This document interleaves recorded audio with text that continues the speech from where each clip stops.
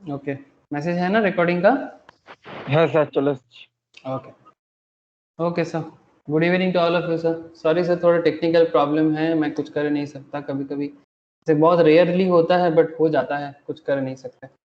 अच्छा चलो सर, कोई बात नहीं, technical problem is part of our life, है ना, बिकॉज ये सब चलता रहता है। तो फिर कॉन्ट्रैक्ट एक्ट, बिजनेस लॉ का क्लास में हम लोग कॉन्ट्रैक्ट में बहुत डिटेल्स में बात कर रहे हैं आजकल।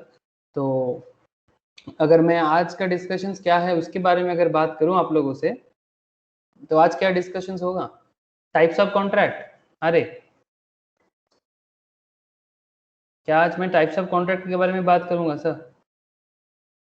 Yes sir.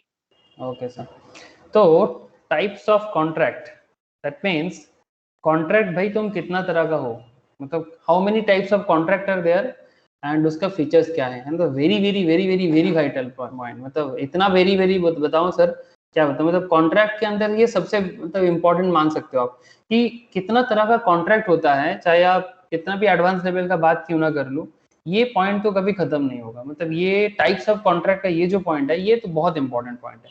तो मैं आज आपसे वही पॉइंट पे बात करूंगा कि कितना तरह का कॉन्ट्रैक्ट होता है और वो टाइप्स ऑफ कॉन्ट्रैक्ट का अलग अलग एग्जांपल्स, केस लॉज, ठीक है, मतलब जो भी उस पर्टिकुलर कॉन्ट्रैक्ट रिलेटेड है, तो वही सब चर्चा आप लोगों से आज करूंगा। आज मजा आएगा सर, आज फिर से बिजनेस लॉ में मजा आएगा। तो चलो सर स्टार्ट करते हैं, ठीक है, मैं स्क्रीन शेयर कर लेता हूँ और हाँ गुड इवनिंग प्रिया, गुड इवनिंग। तो ठीक है, तो चलो इंडियन कॉन्ट्रैक्ट एक्ट 1872, ठीक है, जिसमें डिस्कशन आज होने वाला है कॉन्ट्रैक्ट एक्ट के अंदर। क्या है कॉन्ट्रैक्ट एक्ट के अंदर? ये देखो सर, स्क्रीन नहीं दिख रहा है। हाँ हाँ अभी दिखा देते हैं, रुको, अभी तो दिख रहा है ना? यस ओके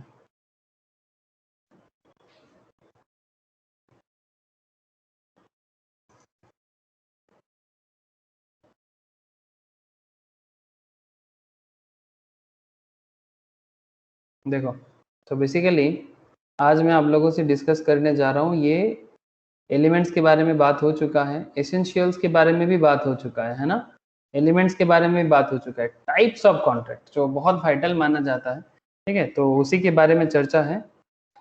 तो चलो ऐसे ही थोड़ा टेक्निकल प्रॉब्लम है, स्टार्ट कर लेते हैं। तो इससे पहले जो डिस्कशंस हुआ था हम लोगों के क्लास में, that is sir valid contract. इससे पहले जो डिस्कशंस हुआ था वो वैलिड कॉन्ट्रैक्ट के बारे में था। दैट मीन्स एक कॉन्ट्रैक्ट को वैलिड होने के लिए क्या क्या होना जरूरी है, तो उसमें अगर आप लोगों को याद होगा सबसे इंपॉर्टेंट है सर ऑफर प्लस एक्सेप्टेंस होना, है ना सर? जिन लोगों ने पुराना क्लास अगर बाई चांस मिस करके किसी ने भी रखा है तो उनको मैं इतना बोलूंगा सर प्लीज एक बार गो थ्रू कर लीजिए, इजी है, क्लियर हो जाएगा। ऑफर एंड एक्सेप्टेंस, जब ऑफर होगा एक्सेप्टेंस होगा तभी जाके क्या बनेगा सर, एग्रीमेंट बनेगा, है ना? ऑफर होगा एक्सेप्टेंस होगा तो जाके एग्रीमेंट बनेगा, और एग्रीमेंट बनेगा तो क्या बनेगा सर, एग्रीमेंट बनेगा तो कॉन्ट्रैक्ट भी बनेगा, बट एग्रीमेंट को कॉन्ट्रैक्ट, हाँ बोलो sir, enforceable by law. Very good sir, enforceable by law, very good sir, enforceable by law.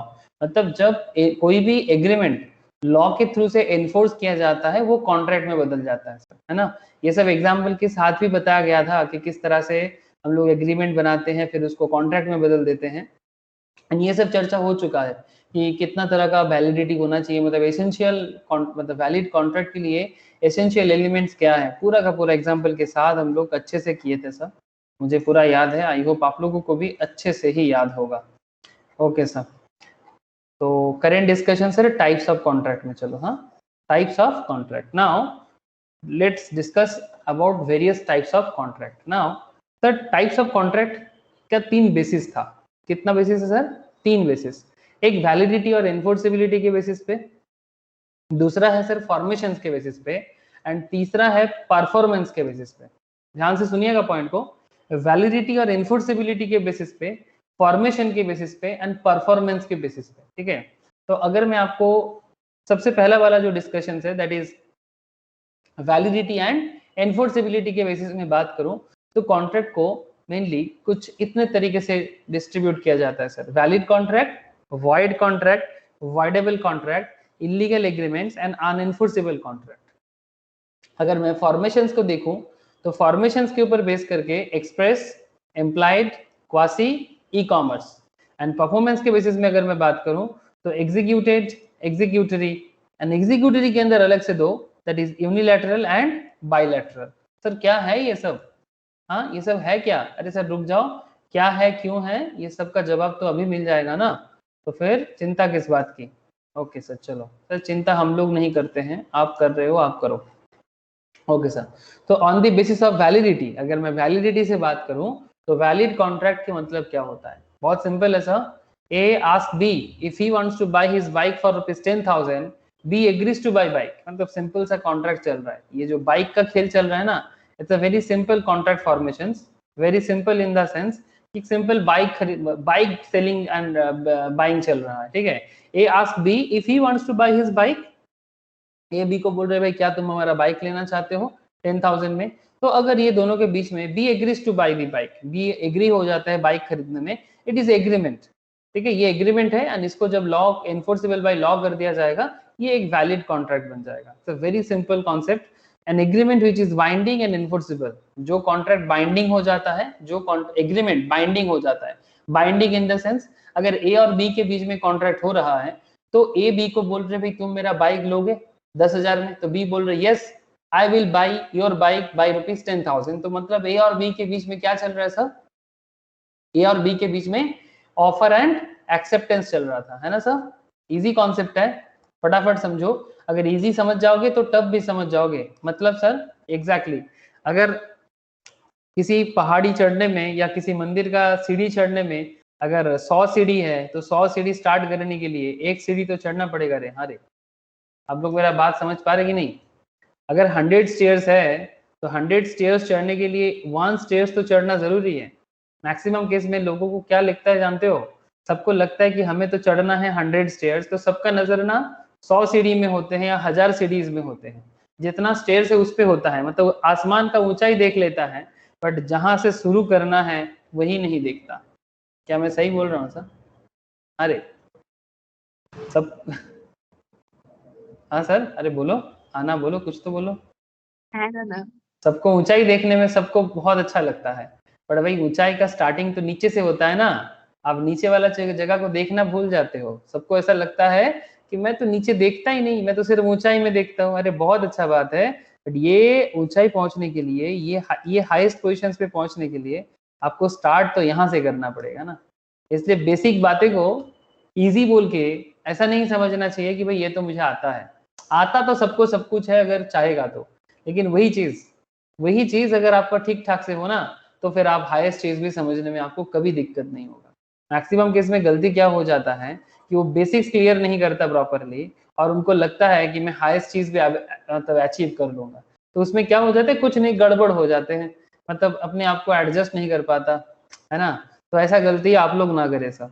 तो A ask B if he wants to buy his bike, तो sir ये क्या example है? ये कोई एग्जांपल हुआ क्या? अरे सर बेसिक कॉन्ट्रैक्ट है, बेसिक वैलिड कॉन्ट्रैक्ट का एग्जांपल्स है। B agrees to buy bike, it is agreement which is enforceable by law. तो सिंपल बात है, an agreement which is binding and enforceable is a valid contract and it contains all the essential elements of a valid contract. Now void contract, इसके बारे में last class में भी चर्चा हुआ था। वाइड कॉन्ट्रैक्ट सेक्शन 2 सबसेक्शन जे, section 2 subsection जे। Again sir क्या section याद रखना जरूरी है? सर अगर चार्टर्ड बनना है, सीएस बनना है, ठीक है, सीएमए बनना है, तो ऑब्वियसली जानना जरूरी है, ठीक है। बिकॉज अगर आप लोग कोई खास बनना चाहते हो तो आपके अंदर खास नॉलेज भी होना चाहिए। If you want to be a special person, if you want to be a special professional, तो you must have special knowledge, है ना सर। जो आपको क्या रखेगा सर? भीड़ से अलग रखेगा। अगर आपको भीड़ से अलग होना है तो आपको भीड़ से अलग कुछ सीखना भी पड़ेगा। तो ये सब बहानाबाजी मत कीजिएगा कि सर ये सब याद नहीं रह पाता है, कैसे याद करे, ये सब बहाना है, ठीक है। जैसे कोई पबजी खेलता है तो क्या वो भूल जाता है सर पबजी का जो भी स्टेजेस है, कैसे खेलना चाहिए नहीं खेलना चाहिए? हाँ, नहीं भूलता। क्यों नहीं भूलता? बिकॉज उसको इंटरेस्ट है। यहाँ पर भी अगर आपको लॉ समझ में आता है, इंटरेस्ट है, तो फिर आप भूलोगे नहीं। तो सेक्शन 2 सबसेक्शन जे में वाइड कॉन्ट्रैक्ट के बारे में बोला गया। सर वाइड मतलब सर इन सिंपल याद रखना, कैंसिल। जो कॉन्ट्रैक्ट आगे बढ़ेगा नहीं, जो कॉन्ट्रैक्ट आगे बनेगा नहीं, बढ़ेगा नहीं, जो भी है, मतलब जो पहले से ही कैंसिल है। एक contract which ceases to be enforceable by law, जिसको लॉ आगे बढ़ने से रोकता है, जिसको लॉ ही कैंसिल कर देता है उसको void बोलते हैं when it ceases to be enforceable. Thus, a void contract is one which cannot be enforced by a court of law. Void contract वो contract होता है सर जिसको कोर्ट ऑफ लॉ में आप वैलिड बना ही नहीं सकते, बिकॉज उसके बारे में पहले से ही ऐसा कॉन्सेप्ट है जिसको वैलिड नहीं किया जा सकता, वो वॉइड है, ठीक है, जो वैलिड हो ही नहीं सकता, ठीक है, या तो लॉ उसको कर देता है या तो कुछ स्पेशल कैरेक्टर जो पॉसिबल ही नहीं है। जैसे mister X agrees to write book with publisher, ये लास्ट क्लास का एग्जांपल्स है, लास्ट क्लास में भी चर्चा हुआ था।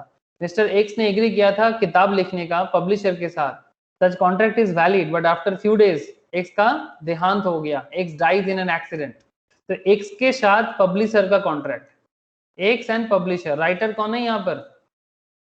हाँ सर, राइटर कौन है? एक्स है ना, और पब्लिशर। तो क्या सर राइटिंग कोई भी कर सकता है, मतलब कोई भी इंसान को किताब लिखना आता होगा, या फिर ये कोई स्पेशल कैरेक्टर है? Special character sir, obviously special talent है ना, किताब हर कोई नहीं लिख सकता। तो mister X agrees to write a book with a publisher, such contract is valid, इसमें कोई प्रॉब्लम नहीं है कि भाई किताब लिखेगा, पब्लिशर किताब को छापेगा, इसमें क्या प्रॉब्लम है, इसमें कोई प्रॉब्लम नहीं है। बट अगर एक्स मर गया तो क्या एक्स का बेटा आके किताब छापेगा क्या? अरे अगर एक्स का डेथ हो जाएगा, अगर एक्स डाइज, तो क्या एक्स का बेटा कर सकता है? नहीं, बिकॉज इन जनरल नहीं सर, इन जनरल नहीं। अगर कोई बोलेगा सर अगर एक्स का बेटा भी राइटिंग फील्ड में है और सेम फील्ड में है तो क्यों नहीं कर सकता? अरे कर सकता है, बट वो फिर से अलग स्पेशल कॉन्ट्रैक्ट बनेगा। The contract becomes void due to impossibility of performance, due to impossibility of performance. क्योंकि इम्पॉसिबल क्यों है जानते हो? Valid contract when cannot be performed because of some uncalled happening, जैसे कि यहाँ पर x के साथ कॉन्ट्रैक्ट हुआ था और x चला गया, तो लिखना एक स्पेशल बात है, तो ये x के जगह कौन लिखेगा? कोई नहीं लिख सकता, बिकॉज ये स्पेशल। जैसे कोई सिंगर को किसी गाने के लिए रखा गया था, किसी मूवी में सॉन्ग गाना है सर, आप लोग जानते हो ना आजकल हर मूवीज में, इंडियन बॉलीवुड मूवीज में specially, not just Bollywood movies, Bengali movies और टॉलीवुड मूवीज, जो भी मूवीज देखो, सिंग तो मतलब सॉन्ग तो रहेगा सर, है ना, सॉन्ग रहेगा, सिंगर रहेगा, ये तो एकदम मास्ट है सर। बहुत लोग बोलते हैं सर हॉलीवुड मूवीज में गाना नहीं तो होता है, तो अच्छी बात है, मतलब हॉलीवुड मूवीज में होता है ना सर, जो लोग हॉलीवुड मूवीज का बड़ा फैन हो, आई नो आप लोगों में से बहुत लोग हैं जो लोग देश मतलब इंडियन मूवीज पसंद नहीं करता, हॉलीवुड मूवीज ज्यादा पसंद करता है। I also like Hollywood movies, but sir Bollywood हो या फिर इंडियन मूवीज मुझे ज्यादा पसंद है, और ये सॉन्ग या सिंगर रहना मुझे और भी पसंद है। क्यों जानते हो? बिकॉज ये गाना जो सिंगिंग का कॉन्सेप्ट है ना sir, this is our Indian culture. चाहे आप लोगों को लग सकता है किसी को कि सर ये 15 मिनट का गाने में तो समय नष्ट होता है, बट ये समय नष्ट करना इंडियन कल्चर है, ठीक है। हर चीज में ये जो फास्ट चालू हुआ है ना, ठीक है, जल्दी जल्दी कहानी खत्म कर दो, ये इंडियन कल्चर नहीं है। इंडिया में सब कुछ धीरे धीरे बनता है, बट उसको स्लो कुकिंग प्रोसेस। सर क्या लगता है, फास्ट फूड इज बेस्ट और स्लो फूड इज बेस्ट? हाँ, फास्ट फूड खाओगे, slow food is best obviously sir, junk food खाओ सर बाजे तो एग्जैक्टली ये सब जंक फूड है। तो हमेशा हर चीज में थोड़ा सा स्लो रहो बट बेस्ट रहो, slow steady but always be a best. तो ये हमारा कल्चर है सर, कल्चर में गाना देने से मूवी स्लो हो सकता है, बट इट्स आवर एटीट्यूड। जो भी हो, आपको शायद पसंद नहीं है, आप लोग सब फॉरेन इंसान हो, आई नो, ठीक है सर। चलो आगे बढ़ते हैं। एक contract with B, owner of the factory, for the supply of 10 tons of sugar, but before the supply is effected the fire caught in the factory. A और बी के साथ कॉन्ट्रैक्ट हुआ था शुगर का, बट जो चीनी का contract हुआ था, चीनी गोडाउन में क्या हुआ जानते हो? मतलब गोडाउन से निकलने से पहले चीनी गोडाउन में आग लग गया, the fire caught in the factory and everything was destroyed. तो क्या ये कॉन्ट्रैक्ट क्या होगा, वैलिड कॉन्ट्रैक्ट होगा कि वॉइड कॉन्ट्रैक्ट होगा? हाँ सर, ये कॉन्ट्रैक्ट वॉइड हो जाएगा, बिकॉज अभी क्या जला हुआ चीनी तो बेच नहीं सकते, बिकॉज गोडाउन में आग लगा, तो फिर ये चीनी कैसे बेचोगे? ये चीनी पॉसिबल नहीं है, 10 टन्स ऑफ शुगर कहाँ से लाएगा? वॉइड हो जाएगा। कॉन्ट्रैक्ट वैलिड होने वाला था, बट नाउ नॉट पॉसिबल, ठीक है। जैसे राइटर का लिखना भी नॉट पॉसिबल, चीनी जल गया तो भी उसको सेल करना नॉट पॉसिबल। तो इस तरह का सिचुएशंस क्रिएट हो सकता है, ठीक है। It may be added by way of clarification here that when a contract is void it is not a contract at all. जब कॉन्ट्रैक्ट वॉइड होता है ना, तो उसको कॉन्ट्रैक्ट ही नहीं कहा जाता, but for the purpose of identifying it, but to identify that particular contract, ठीक है, मतलब एक्चुअली वो कॉन्ट्रैक्ट तो है ही नहीं, कॉन्ट्रैक्ट बोलना नहीं चाहिए, बट आइडेंटिफिकेशन के लिए हम लोग ये वर्ड यूज करते हैं, ये सेंटेंस यूज करते हैं, it has to be called a void contract. Actually contract void जो है सर वो कोई कॉन्ट्रैक्ट ही नहीं है, void is actually not a contract, but to identify something like that we need to use this language. तो हम लोग क्या बोलते हैं इसको सर, वॉइड कॉन्ट्रैक्ट, मतलब जो कॉन्ट्रैक्ट कैंसिल हो गया है या फिर जो कॉन्ट्रैक्ट कैंसिल हो जाएगा, काइंड ऑफ दैट, ठीक है, कैंसिल हो रहा है, इसको कहते हैं सर वॉइड कॉन्ट्रैक्ट। ठीक है सर, अरे बोलो सर, समझ में आ रहा है कि नहीं? है सर। Yes sir. ये सब चर्चा लास्ट क्लास में हुआ था, I know sir, this kind of discussions previous classes में हुआ था सर। अभी चर्चा करते हैं सर वॉइडेबल कॉन्ट्रैक्ट पे। Another very very important concept है section 2 subsection I of the Indian Contract Act. Section 2 subsection I defines that an agreement which is enforceable by law at the option of one or more parties, therefore but not the option of the other or others is a voidable contract। मतलब contract चल रहा है दोनों के बीच में, हमेशा two parties should be there. देखो सर, दोनों तरफ में दोनों पार्टीज होना बहुत जरूरी है, एक पार्टी कॉन्ट्रैक्ट नहीं कर सकता, दो पार्टी तो होगा ना सर, मतलब एक अगेंस्ट में एक फॉर में, या फिर ऑफर एक्सेप्टेंस अकेले के बीच में थोड़ी ना होगा, ठीक है, दो पार्टी होना बहुत जरूरी है। तो जब जब जब पार्टीज का बात आ जाता है, कॉन्ट्रैक्ट पे हमेशा दो पार्टी रहेगा, ठीक है, एक ऑफर करने वाला पार्टी और दूसरा एक्सेप्ट करने वाला पार्टी, दोनों तो रहेगा ही रहेगा, इसके बिना तो कॉन्ट्रैक्ट हो ही नहीं सकता। इवन आप लोगों को याद होगा, हम लोग कुछ मूवीज के एग्जांपल्स भी दिए थे, ठीक है, कार्तिक कॉलिंग कार्तिक, फिर आप लोगों को मैंने बताया था क्या नाम है, सारे जहां से, अरे बोलो, सारे जहां से महंगा। देखा देखा सर, मूवी देखा आप लोग? Yes sir. चलो, अच्छा लगा? है सर। हाँ, कॉमेडी है बट बहुत ही इंटरेस्टिंग, इंटरेस्टिंग है। हाँ हाँ, seriously it's a very comedy movie, comedy है बट सीरियसनेस को कॉमेडी में किस तरह से दिखाया जा सकता है उसके बेसिस पे बना हुआ है, बहुत इंटरेस्टिंग मूवी है।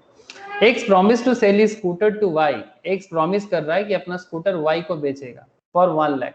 However the consent of X has been produced by Y at gun point. अरे बाप रे सर, अरे बंदूक के नॉक के नीचे, आप समझ रहे हो सर? हाँ, बंदूक के नॉक के नीचे प्रॉमिस करवाया जा रहा है कि बोलो कि भाई तुम मुझे स्कूटर बेचोगे, और कान के सामने बंदूक लगा के बोल रहा है बेचना ही पड़ेगा scooter. X is an agreed party, कौन एग्रीड हो गया sir? X promise to sell scooter to Y for 1 lakh. X Y को प्रॉमिस कर रहा है कि yes I will sell my scooter to you at ₹1 lakh. But ये जो बात एक्स प्रॉमिस कर रहा है ना, ये वादा जो कर रहा है ना, ये वादा सर फोर्सफुल्ली वादा है सर, मतलब ये फोर्सफुल्ली हो रहा है, इसको बोलते हैं सर कोअर्शन। क्या बोलते हैं इसको? कोअर्शन बोलते हैं इसको। हाँ सर बोलो, इसको कोअर्शन बोलते हैं। मतलब जब किसी को डरा के धमका के आप वादा करवाते हो ना, किसी को डरा के धमका के मारपीट का ये करके आप किसी से वादा लेते हो, ठीक है, जैसे यहाँ पर एक्स का वादा वाई ले रहा है बट उसको डरा के, ठीक है, x is an agreed party, जिसको डराया जा रहा है, जिसको डराया जा रहा है। ऐसा तो हम लोग मूवीज में देखते हैं ना सर, ऐसा मूवीज में देखते कि नहीं देखते? जब कोर्ट में केस चलता है, एक पार्टी जो होते हैं उसको उसके ऊपर प्रेशर क्रिएट किया जाता है, केस विथड्रॉल कर लो नहीं तो फैमिली का जान चला जाएगा, ऐसा होता है ना? यस तो इस तरह का बात, मतलब बेसिकली जिसके ऊपर दबाव क्रिएट करके कॉन्ट्रैक्ट करने के लिए बोला जाता है, ऐसे लोगों को क्या कहा जाता है सर? ऐसे पार्टी को एग्रीड पार्टी कहा जाता है। And the contract is voidable, किसके ऑप्शन से वॉइडेबल है? At the option, at his option, मतलब एग्रीड पार्टी। यहाँ पर जैसे एक्स एंड वाई ये दोनों के बीच में कॉन्ट्रैक्ट है, यहाँ पर एग्रीड कौन है सर? आप ही लोग बताइए सर, एक्स एंड वाई में एग्रीड कौन है? एक्स। एक्स। तो ये कॉन्ट्रैक्ट वॉइडेबल किसके एंगल से है? एक्स के एंगल से कि वाई के एंगल से? एक्स के एंगल से। Very good sir, very good sir. लेकिन वाई के एंगल से ना ये कॉन्ट्रैक्ट वैलिड है, क्यों जानते हो? बिकॉज यहाँ पर जो दोनों को राजी होने का बात है कि जो एक्स को स्कूटर बेचना है, वाई को स्कूटर लेना है, तो वाई के लिए तो कोई प्रॉब्लम नहीं है, वो तो स्कूटर लेना ही चाहता है, Y really wants to buy this scooter, ठीक है, 1 लाख में, but X don't want to sell, but Y उसको बोल रहे कि अगर नहीं बेचेगा तो बंदूक मार देंगे, मतलब बंदूक से गोली मार देंगे। तो यहाँ पर एक्स जो है वो बेचना नहीं चाहता, वो कॉन्ट्रैक्ट नहीं करना चाहता, बट उसको डरा के धमका के कॉन्ट्रैक्ट के लिए आप बाध्य कर रहे हो, आप उसको बाउंड कर रहे हो कि भाई नहीं कॉन्ट्रैक्ट करना पड़ेगा। तो I hope you understand sir, Y के तरफ से ये कॉन्ट्रैक्ट में कोई प्रॉब्लम नहीं है, वाई एक्चुअली ये कॉन्ट्रैक्ट चाहता है, बट कौन नहीं चाहता, एक्स नहीं चाहता, ठीक है। तो and is an agreed party and the contract is voidable at his options but not on option of Y. It means if X accept the contract the contract becomes valid. अगर X कर लेता है तो contract valid तो हो जाता है, then Y has no option of resigning the contract. अगर एक बार ये कॉन्ट्रैक्ट एक्सेप्ट कर लेता है, कॉन्ट्रैक्ट वैलिड हो जाएगा नॉर्मल लेवल में, but contract then Y has no option of resigning the contract. तो वाई के पास और कोई ऑप्शंस नहीं रहेगा, वो कॉन्ट्रैक्ट हो जाएगा। बट यहाँ पर पॉइंट यही है कि ये वाइडेबल क्यों बन गया, बिकॉज ये वाइडेबल इसलिए बन रहा है कि अगर इस मैटर को लेके एक्स अगर कोर्ट में जाता है, ठीक है, कि भाई मेरे ऊपर दबाव क्रिएट किया जा रहा है, मेरे ऊपर प्रेशर क्रिएट किया जा रहा है, I don't want to make contract but they actually force me, they in the sense यहाँ पर वाई एंड वाई का जो भी मतलब गुंडा पार्टी है, आप समझ रहे हो ना सर। तो ऐसे केसेस में कोर्ट क्या बोलेगा, जब तक ये केस प्रूव नहीं हो जाता, जब तक ये पूरा का पूरा केस समझ नहीं आता, तब तक ये वॉइडेबल रहेगा, ठीक है। मतलब सिंपल सी बात है, जो कॉन्ट्रैक्ट वॉइडेबल होता है सर, वो कभी भी, वो किसी भी मूवमेंट में वॉइडेबल के साथ साथ, मतलब वॉइडेबल जो है वो वैलिड भी हो सकता है, वॉइडेबल जो है वो वैलिड भी हो सकता है और वॉइड भी हो सकता है ना। मानो कि बात कोर्ट तक जाता है और वाई मतलब एक्स कोर्ट में जाके एक्सेप्ट ना करके मतलब उसको इग्नोर कर देते हैं, तब वो क्या हो जाएगा, वाइड हो जाएगा, बिकॉज कॉन्ट्रैक्ट कैंसिल हो जाएगा। और वैलिड कब हो जाएगा, अगर एक्स उसको मान लेता है, अगर एक्स नॉर्मल वे में उसको मान लेता है। शुरू में उसको धमकाया गया, पर बाद में वो बोला नहीं नहीं I am okay with this, I want to sell this scooter with 1 lakh for rupees 1 lakh to Y. तो फिर ये क्या बन जाएगा, फिर वॉइडेबल कॉन्ट्रैक्ट वैलिड बन जाएगा। तो जो आज वॉइडेबल है, कल वो वैलिड भी हो सकता है और वॉइड भी हो सकता है। बात समझ में आ रहा है सर? हेलो हेलो सर, बोलो। आप लोगों का हाँ ना बहुत वाइटल है। Okay sir. अब देखो सर, इसी पॉइंट में कुछ और बातें, ठीक है। Distinction between void and voidable contract. Void and voidable contract, देखो, a contract ceases to be enforceable by law becomes void when it ceases to be enforceable। मतलब जब कॉन्ट्रैक्ट हो ही नहीं सकता, सीज कर दिया जाएगा। जब कॉन्ट्रैक्ट हो ही नहीं सकता, एनफोर्सेबल नॉट मतलब ceases to be enforceable, मतलब enforceable is not possible। Cease कर देना होता है ना, मतलब पूरा टोटली क्लोज कर देना। when contract ceases to be enforceable by law becomes void and when it ceases to be enforceable, ठीक है। an agreement which is enforceable by law at the option of one, एक जन की तरफ से ये हो जाएगा और मोर और other parties but not at the option of other. मतलब एक पार्टी यस बोलता है, दूसरा पार्टी ना बोलता है। अब बात समझ रहे हो, एक पार्टी यस बोलता है, दूसरा पार्टी ना बोलता है, इज ए वॉइडेबल कॉन्ट्रैक्ट। मतलब ये जो ना है, ये ना के पीछे कुछ रीजंस है। मतलब जो यस बोल रहा है, जैसे यहाँ पर एक्स और वाई के बीच में एक्स यस बोल रहा है, बट कौन ना बोल रहा है, एक्चुअली वाई यस है, सॉरी वाई यहाँ पर यस है, बट एक्स जो है वो एक्चुअली नो है, बट इसको प्रेशराइज किया जा रहा है, नहीं तुमको हाँ बोलना पड़ेगा, है ना सर। तो यहाँ पर किसके तरफ से ये वॉइडेबल है, एक्स के तरफ से वॉइडेबल है। आई होप यू अंडरस्टैंड सर कि वॉइड और वॉइडेबल का डिफरेंस क्या है। एनफोर्सेबिलिटी की अगर मैं बात करूं तो void contract can not enforced at all. Void contract तो एनफोर्स हो ही नहीं सकता। वॉइड कॉन्ट्रैक्ट को कभी भी मतलब एप्लीकेबल लेवल में हम लोग ला ही नहीं सकते। लेकिन वॉइडेबल जो है sir, it is enforceable only at the option of agreed party and not at the option of the other party. मतलब जो कॉन्ट्रैक्ट आज वॉइडेबल है, कल वो कोर्ट ऑफ मतलब रियल लाइफ में उसको एनफोर्स किया जा भी सकता है या ना भी जा सकता है।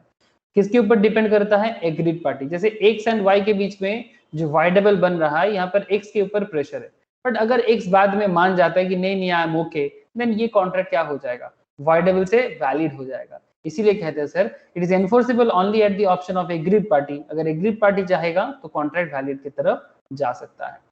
अगर मैं कॉज में बात करूं, एक contract becomes void due to change in law. Contract void कब होता है, लॉ के चेंज के कारण और चेंज इन सर्कमस्टेंसेस। अगर परिस्थितियां चेंज होता है beyond the contemplation of parties. अगर पार्टीज मतलब जो कॉन्ट्रैक्ट की पार्टीज है, अगर उनके बिहाफ से नहीं पॉसिबल नहीं हो पाता है कॉन्ट्रैक्ट, या फिर लॉ ही पहले से मना करता है, तो वो कॉन्ट्रैक्ट वॉइड होना तो तय है sir. A contract becomes voidable contract if the consent of the party was not free.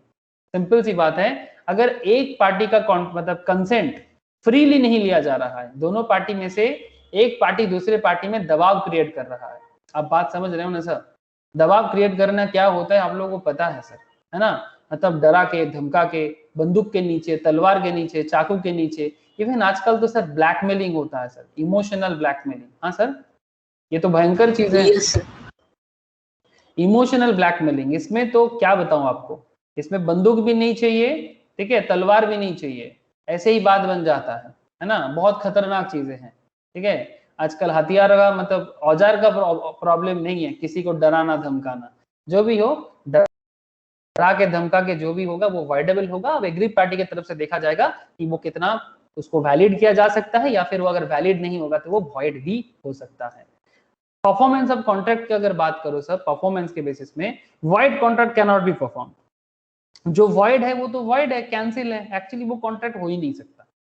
It is agreed party if the agreed party does not with in the reasonable time. अगर एक particular, हर चीज का एक reasonable time होता है sir, हाँ, हर चीज का रीजनेबल टाइम होता है। अरे रीजनेबल टाइम समझते हो? चलो सर आप लोगों को एक मजेदार कहानी बताते हैं। सर आप लोग तो ये सब चीज तो जानते हो, GF and BF, like girlfriend and boyfriend, ठीक है। अब ये है गर्लफ्रेंड, ठीक है। अब ये गर्लफ्रेंड को किसने क्या बोला? से फॉर एग्जाम्पल गर्लफ्रेंड ने, यहाँ पर थोड़ा केस ऐसा है कि ये जो लड़का है ना, इस लड़की ने इस लड़का को क्या किया? प्रपोज किया, मतलब ऑफर किया कि भाई मुझे तुम पसंद हो, ठीक है। मतलब ये है बॉय, ठीक है, ये लड़का को पसंद है। कौन? ये लड़की। तो प्रपोज कौन किया? प्रपोज लड़की ने लड़का को किया। बात को समझिएगा सर। लेकिन लड़का थोड़ा डरपोक निकला। आप बात समझ रहे हो सर? ये थोड़ा सा क्या निकला सर? डरपोक, ठीक है।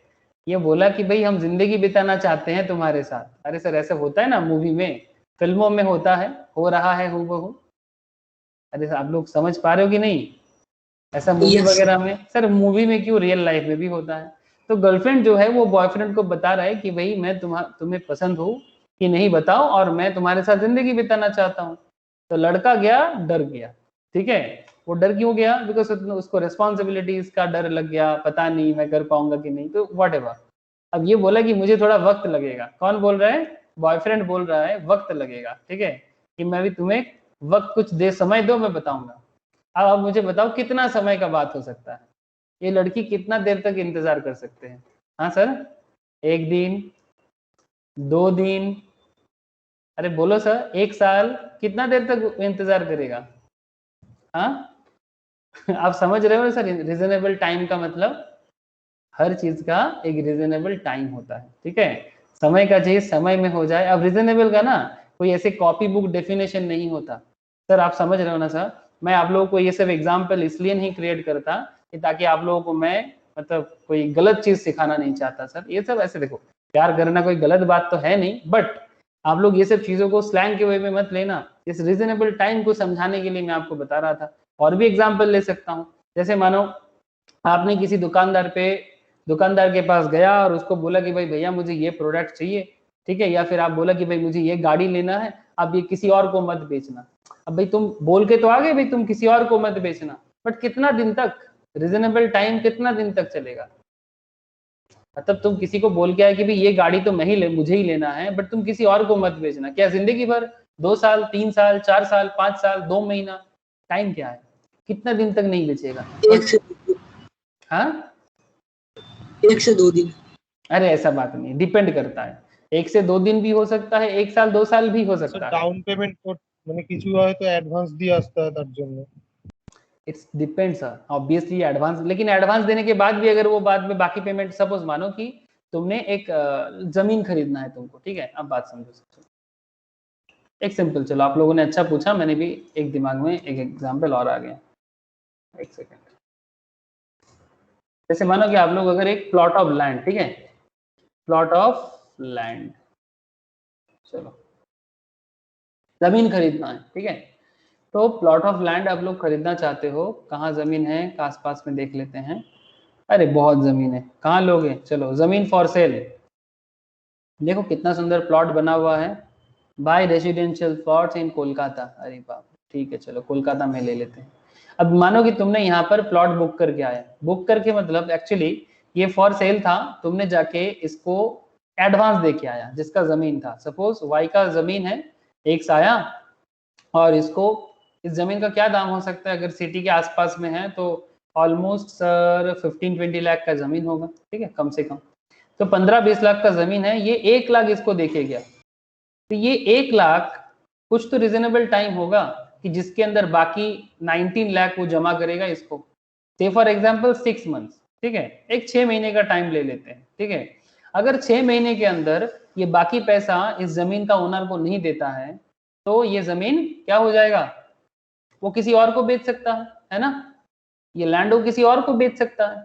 ऐसा तो नहीं ना कि भाई मैंने तुम्हें सिक्योरिटी देके आया, एडवांस देके आया था, तो फिर तुम उसको जिंदगी भर के लिए रख लोगे क्या, मतलब, और वो पैसा भी फॉरफिट हो जाता है अगर आप टाइम पे बाकी पेमेंट नहीं कर पाते हो, फॉरफिट हो जाता है नॉर्मली, ठीक है। जब आप लोग टैक्स पढ़ोगे ना सर, जब आप लोग टैक्स पढ़ोगे, ठीक है, ये टैक्स में सिखाया जाता है कैपिटल गेन चैप्टर में या फिर income from other source chapter में कि ये सब पैसा का क्या होता है, but that's a different issue sir. अभी मैं अभी टैक्स में जाना नहीं चाहता, बट आप लॉ में ही रहो, ठीक है, अभी आप लॉ में ही रहो, एक बात से दूसरा बात में चले जाएंगे, फिर आप बोलोगे सर कहाँ से कहाँ घुमा देते हो, और फिर समझ में आ तो जाता है बट मतलब पूरा भूल-भुलैया हो जाएगा, ठीक है, भूल-भुलैया में नहीं पढ़ना है सर। ओके, देखो, तो एनफोर्सेबिलिटी हो गया, कॉज हो गया, परफॉर्मेंस ऑफ कॉन्ट्रैक्ट हो गया। If the agreed party does not with in reasonable time, with in reasonable time अगर एग्रीड पार्टी कुछ जवाब नहीं देता, ठीक है, तो मान लिया जाएगा, ठीक है, exercise is right to avoid the contract, because agreed party का एक टाइम होता है, ठीक है, एग्रीड पार्टी के पास पावर होता है कि वो कॉन्ट्रैक्ट को अवॉइड करना चाहता है कि या कॉन्ट्रैक्ट को निभाना चाहता है, ठीक है। तो एक रीजनेबल टाइम के अंदर हाँ ना कुछ तो बोलो, ठीक है, कोर्ट में अगर बात को उठाते भी हो तो एक सर्टेन टाइम लो, हर चीज के लिए एक सर्टेन टाइम होता है, किसी के लिए 3 महीना 6 महीना, वो कोर्ट डिसाइड करके बताते हैं कि भाई आप इतना दिन के अंदर करो, ठीक है। जैसे मानो कि इंस्टीट्यूट जब इसे कोरोना पीरियड में एग्जाम का बात चल रहा है तो इंस्टीट्यूट क्या बोलेगा कि जब तक कोरोना नहीं ठीक होगा तब तक एग्जाम नहीं लेंगे, जैसे सीए इंस्टीट्यूट पे, सीएमए इंस्टीट्यूट पे बहुत सारा केसेस वगैरह चला है कोर्ट वगैरह में, तो इंस्टीट्यूट भी एक सर्टेन टाइम तक लिया है और उसके अंदर एग्जाम कॉन्डक्ट कर रहा है ना, एग्जाम कॉन्डक्ट कर रहा है। तो ऐसा नहीं कि एक अनलिमिटेड टाइम, हर चीज का एक रीजनेबल टाइम होता है। इवन स्पोर्ट्स में भी हो रहा है, ओलंपिक लास्ट ईयर होना था, इस साल हुआ, 2020 का ओलंपिक 21 में हुआ, तो कितना देर तक आप डिले कर सकते हो, ये डिपेंड करता है केस टू केस, डिपेंड करता है केस टू केस। इंडिया इस बार श्रीलंका में खेलने गया था दूसरा टीम लेके, तो वहां पर जाके मतलब 5-5 6-6 दिन बाद, मतलब जिस टाइम सपोज मानो 20 तारीख को मैच होने वाला था, कोविड के कारण किसी प्लेयर को अगर कोविड हो जाता है तो 25 को हो रहा है, 20 के बाद 25 को हो रहा है, मतलब 5 दिन डिले कर रहा है, देख रहा है कि भाई क्या है प्रॉब्लम। इवन फिर से इंडियन क्रिकेट टीम का जो हेड कोच है रवि शास्त्री, बॉलिंग कोच वरुण आरन, इन लोगों का ये हो गया सर, वरुण आरन बोल रहा है, क्या नाम है उनका, सॉरी नाम भूल जा रहा हूँ, ठीक है। तो बेसिकली कोचिंग स्टाफ में से 3 प्लेयर्स ऐसे हैं जिनको कोविड हो गया है, इवन 2 डोज लेने के बाद भी। तो बी केयरफुल सर, मैं डरा नहीं रहा हूँ, बट सीरियसली ये लोग तो कितना अच्छे मतलब मेडिकल कॉन्सेप्ट के साथ ये लोग जिंदा है, मतलब इन लोगों को रखा जाता है, फिर भी ये लोग नहीं संभाल पा रहे हैं, आप समझ रहे हो सर। तो मतलब सब कुछ ठीक ठाक है सर, ओपन होगा भी, ओपन करना भी है, बट फिर भी थोड़ा सावधानी सबको रखना चाहिए, ये मेरा पर्सनल मानना है, बाकी आप लोगों को जैसा ठीक लगे। ओके, राइट्स, अच्छा अभी अधिकार का बात कर लेते sir. Void contract does not grant any legal remedy to any party, void contract does not grant any legal remedy to any party, void contract में किसी को कोई रेमेडी वगैरह नहीं मिलता, जो वाइड है वो कॉन्ट्रैक्ट ही नहीं पॉसिबल नहीं है, जो वाइड है वो कॉन्ट्रैक्ट ही पॉसिबल नहीं है, तो फिर उसमें रेमेडी किस बात का। बट यहाँ पर अगर कोई एग्रीड पार्टी है तो उसको रेमेडी मिल सकता है, अगर वो रिजनेबल टाइम में रिस्पॉन्स करे, ठीक है, तो उसको रेमेडी मिल सकता है, क्योंकि किसी को तुम डराते हो धमकाते हो, ठीक है, तो उसमें उसका तो टाइम जाता है ना सर।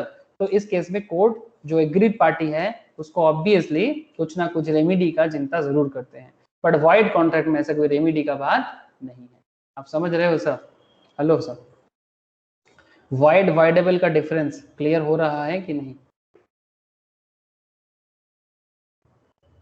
अरे हाँ ना कुछ तो बोलो। Yes sir. Yes sir. अब हाँ बोलो सर, कोई क्वेश्चन है क्या। बोलो सर बोलो, एनी क्वेश्चन, एनी क्वेरी?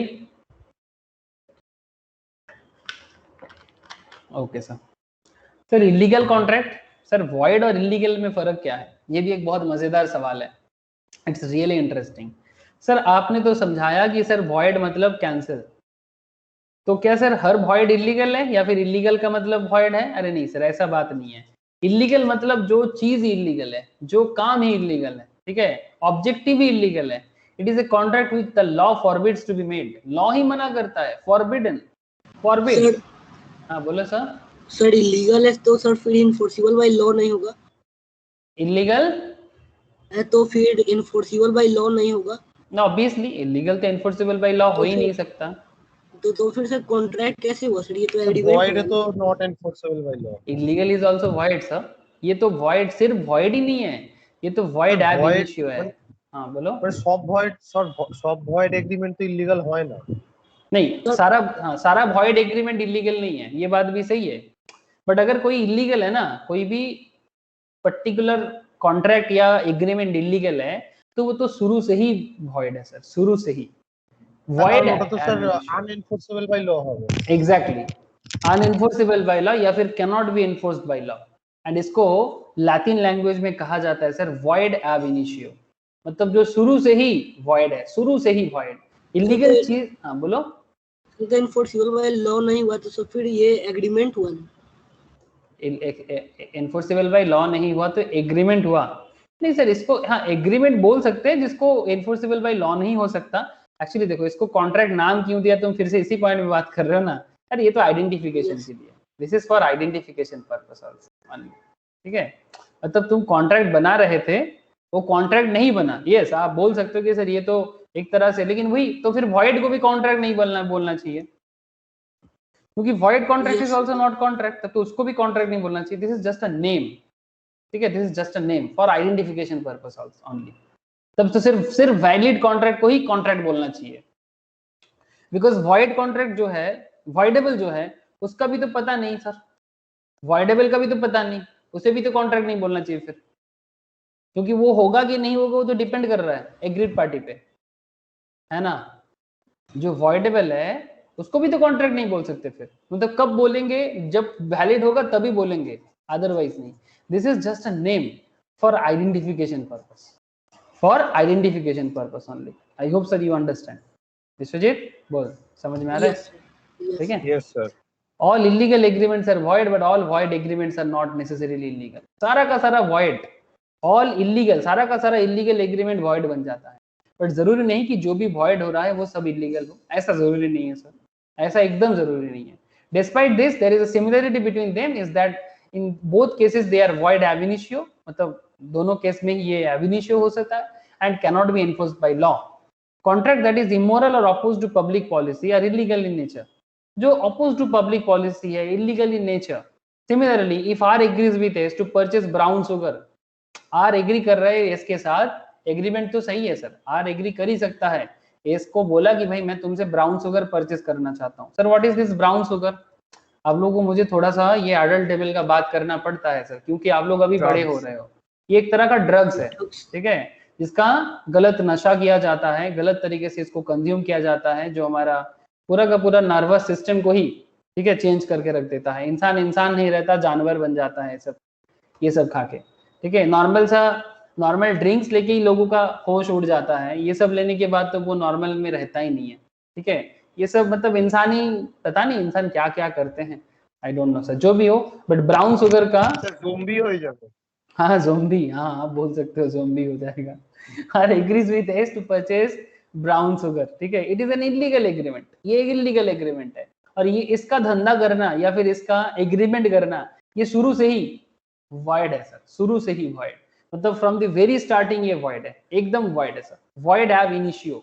ये लैटिन है, लैटिन में भी ऐसे हम लोग बहुत जगह में लैटिन सीखेंगे। लैटिन मतलब रोमन, लातिन मतलब रोमन, रोमन का जो लैंग्वेज है उसको लातिन बोला जाता है सर, या लैटिन बोला जाता है, जो भी नाम आप जानते हो, कोई लैटिन बोलते हैं, कोई लैटिन बोलते हैं, आपको जो ठीक लगे बोलो। रोमन लैंग्वेज है, रोम में दो तरह का लैंग्वेज चलता था, एक ग्रीक लैंग्वेज और एक लैटिन স্যার এই लैंग्वेज।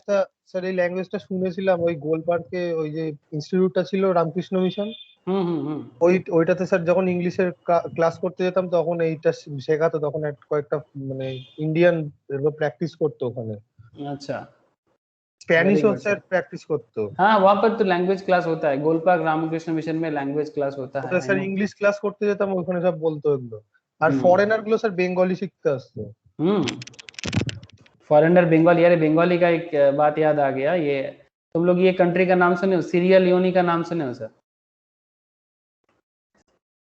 सीरिया लियोनी का नाम सुने हो?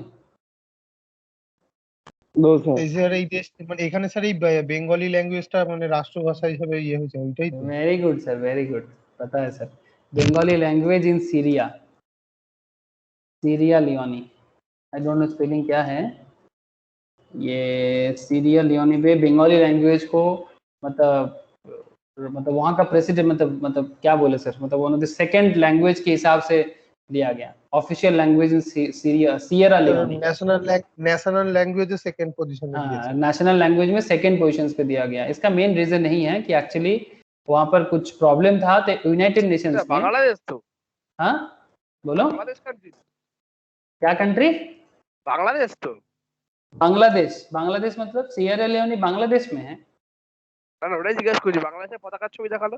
हाँ एक्चुअली वही बांग्लादेश का कनेक्शन है कुछ, इसीलिए तो बांग्लादेश का पताका इसलिए तुम्हें दिखाई दिया बिकॉज यहाँ का बंगाल बांग्लादेशी आर्मी, ये जो दिख रहा है ना सर, एक्चुअली बांग्लादेशी आर्मी यहाँ पर पीस एस्टेब्लिशमेंट में, एक्चुअली सियरा लियोनी वगैरह में बहुत ज्यादा सिविल वॉर चल रहा था, तो यूनाइटेड नेशंस ने एक टीम बनाया था तो जिसमें बांग्लादेशी आर्मी था, ठीक है, बहुत सारा कंट्री का आर्मी हुआ करता था उस टाइम पे, जो लोग सियरा लियोनी में जाके पीस को मेंटेन करने के लिए काम किया, तो उनमें से एक था बंगाल बांग्लादेशी आर्मी, ठीक है, जिस जो ऑब्वियसली बांग्लादेश बंगाली में बात करता है, यू ऑल नो सर, ये कंट्री है sir, this is the country. ये बहुत ज्यादा सिविल वॉर और अलग अलग रीजन से, एक्चुअली इस कंट्री का एक स्पेशलिटी है कि यहाँ पर बहुत ज्यादा ये मिलता है, मिनरल्स माइन मिलता है सर, मिनरल्स बहुत है भरपूर में, तो जो भी हो वर्ल्ड लेवल में ये सब तो है, बट यहाँ पर बांग्लादेशी आर्मी जाके इस कंट्री में बहुत ज्यादा पीस फैला है, बाकी किसी भी कंट्री से ज्यादा। तो बांग्लादेशी आर्मी अपने बीच में बांग्ला में बात करता है, सिंपल सी बात है, ठीक है, क्योंकि वो उन लोगों का मेन लैंग्वेज है।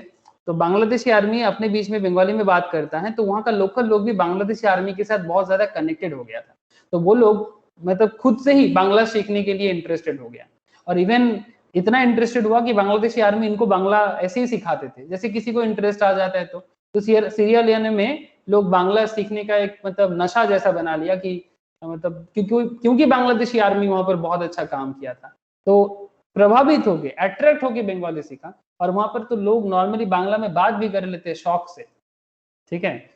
तो ऐसे बहुत कहानी है सर, दुनिया भर में आप लोगों को सुनने को मिलेगा, जैसे स्नेहस ने खबर रखा है, वेरी गुड स्नेहस, वेरी गुड। ये न्यूज में कुछ ही दिन पहले देखा था, मैं कभी सोचा था कि आप लोगों से बात करूंगा, ठीक है। ये देखो सर, ये थोड़ा पुराना लैंग्वेज न्यूज है 2017 का, but it is interesting sir, how Bengali become an official language in Sierra Leone. बहुत पुराना, मुझे दिमाग में था तो मैं बहुत दिन पहले पढ़ा था, तो मुझे लगा कि एक बार बताना चाहिए। समझ में आ रहा है सर, ठीक है। तो ऐसे लैंग्वेज का तो बड़ा अलग खेल है, और आप लोगों को लैटिन लैंग्वेज क्यों बार बार पढ़ा जाता है इसका भी कहानी है, मैं बताऊंगा, ठीक है। ये वॉइड ab initio और भी लॉ में आप लोगों को बहुत सारा लैटिन लैंग्वेज आएगा, तो उसके पीछे भी कुछ हिस्ट्री है, कुछ रीजंस है, I will discuss later. Okay, देखो sir, contract that is immoral or opposed to public policy are illegal in nature. Similarly, if R agrees with S to purchase brown sugar, it is an illegal agreement. So automatically void. Illegal agreement है तो फिर void होगा ही होगा, ठीक है। आप इस चीज का कॉन्ट्रैक्ट कर ही नहीं सकते, आप ऐसा कॉन्ट्रैक्ट कर ही नहीं सकते। अपोज टू पब्लिक पॉलिसी में बहुत सारा है, जैसे विक्टोरिया बेचने वाला एग्जांपल लास्ट क्लास में बोला था, ताजमहल सेल कर देना। कोई अगर बोलेगा ताजमहल के सामने खड़ा होके भाई ताजमहल फॉर सेल, ठीक है, या फिर विक्टोरिया फॉर सेल, ये सब पब्लिक प्रॉपर्टी है ना सर, बात समझ में आ रहा है sir? Taj Mahal for sale, sound mind बोल रहे, हाँ ऑब्वियसली, ठीक है। लेकिन अरे दुनिया में कितना तरह का लोग है, ठीक है, बोका बनने के लिए दुनिया में अभाव है थोड़ी ना लोगों को। लोग आजकल क्या क्या नहीं समझ लेता है, हाँ, लोगों को बोला जाता है कि भाई 2 दिन में पैसा डबल, तो लोग उसी में पैसा डाल देते हैं। तो अगर कोई अगर मतलब बड़ा लेवल का मिल गया, ठीक है, जैसे बंटी बबली मूवी में भी दिखाया गया था कि ताजमहल फॉर सेल, भाई ये तो गवर्नमेंट प्रॉपर्टी है, उसको पता ही नहीं है कि ये गवर्नमेंट प्रॉपर्टी है, उसको लगता है वो ऐसे दिखाता है कि जैसे इसका फैमिली प्रॉपर्टी है और ये मैं सेल कर दूंगा।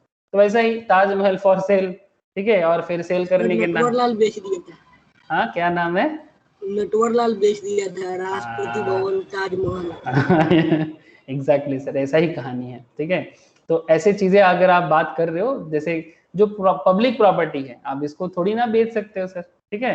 Public policies are illegal in nature, oppose to public policy, ये सब चीज तो हो ही नहीं सकता, ये सब इलीगल कॉन्ट्रैक्ट में आ जाएगा, ठीक है। ये कॉन्ट्रैक्ट पहले से ही वॉइड एब इनिशियो है, पहले से ही वॉइड एब इनिशियो है। Very good sir. नटवरलाल का कहानी बड़ा फेमस, उसी से प्रभावित होकर वो मूवी बनाया गया था sir, inspired from that particular Natwarlal की कहानी से ये बंटी बबली जो मूवी बना था।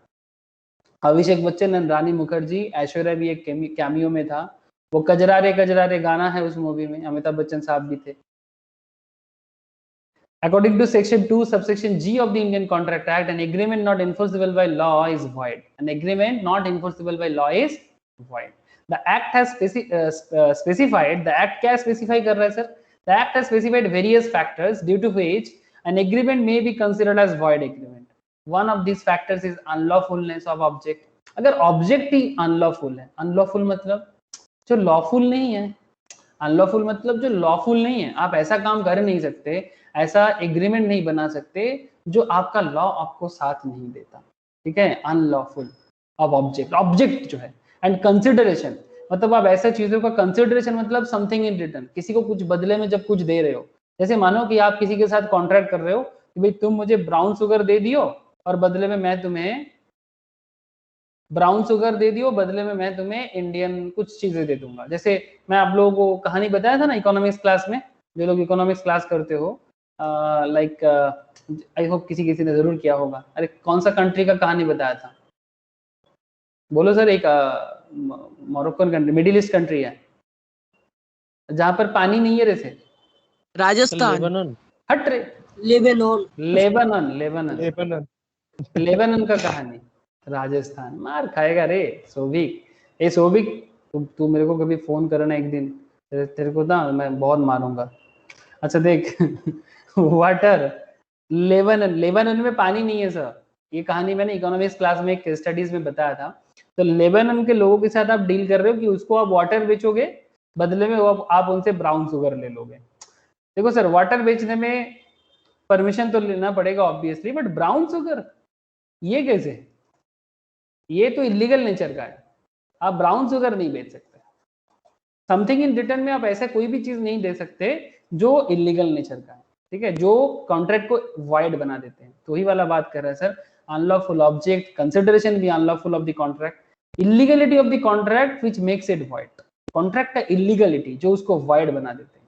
The illegal and wide agreement differ from each other in the following respect, ठीक है। जैसे बहुत लोग सर, जैसे ये जो लोग हमारे देश में जो लोग ये करते हैं सर, अरे जो देश के अंदर लड़ाई लगाते हैं, कौन, जो लोग आतंकवादी होते हैं ना सर, टेररिस्ट, ये टेररिस्ट ऑर्गेनाइजेशन क्या करते हैं आप लोग?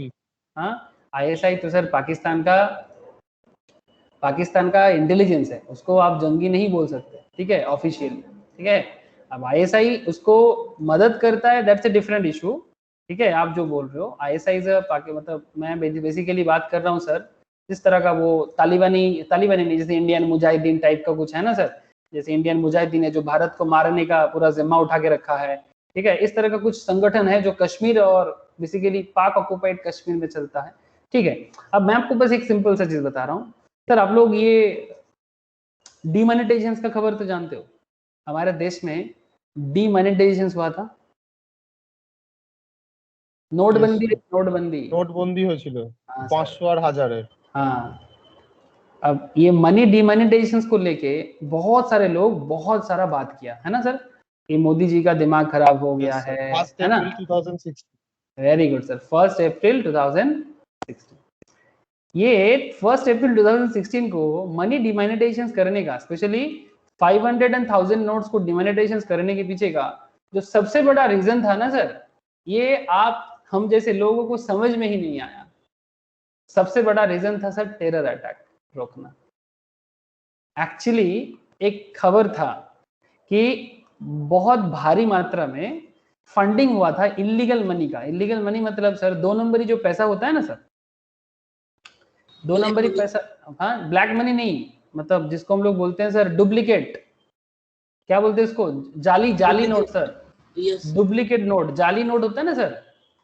तो ये लोग क्या करता है पाकिस्तान में, इस्लामाबाद में या फिर पीओके में, पाक ऑक्युपाइड कश्मीर में, ये लोग इंडियन करेंसी को छपवाता है, वो भी दूसरे कंट्री में भी छपवाता है, मशीन लाते हैं अमेरिका वगैरह से पैसा छापने का, और वहां पर पूरा का पूरा इंडियन मनी जैसा 500 का नोट, 1000 का नोट छाप के इंडियन मार्केट में छोड़ देते हैं।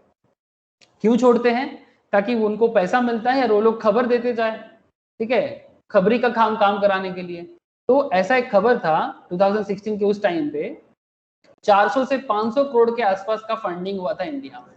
ये सब खबर आप लोगों को नहीं मिलेगा इस तरह से, और ये खबर बोलेगा भी नहीं, क्योंकि ऐसा बोलने से वो लोग और ज्यादा होशियार हो जाएगा और उनको पकड़ना मुश्किल हो जाएगा। इसलिए ये खबर कभी भी गवर्नमेंट लीक नहीं करेगा कि भाई दुश्मन हमारे यहाँ पर इलीगल मनी फैला रहा है, तो आप लोग सावधान हो जाओ, हम डिमोनेटाइज कर रहे हैं, ठीक है, ऐसा तो कभी नहीं होगा।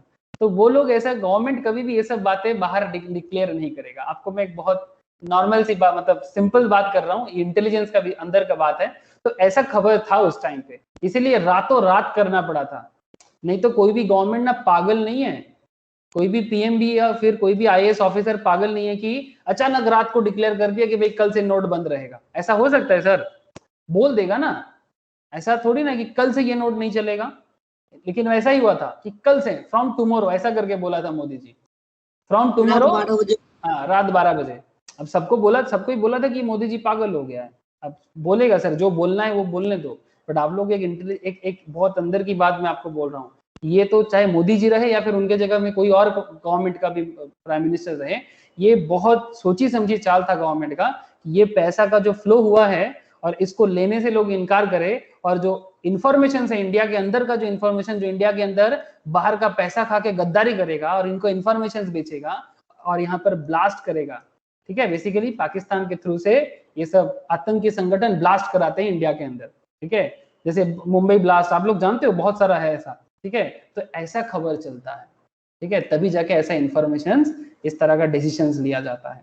आई डोंट नो आप लोग समझते हो कि नहीं समझते हो, बट ये सीरियसली बहुत ही गजब पॉइंट है। दिमाग आप लोग ओपन करते रहियो, ठीक है, आप लोग ओपन करते रहियो ये सब दिमाग, बाकी सबका दिमाग ऐसे ओपन होगा नहीं।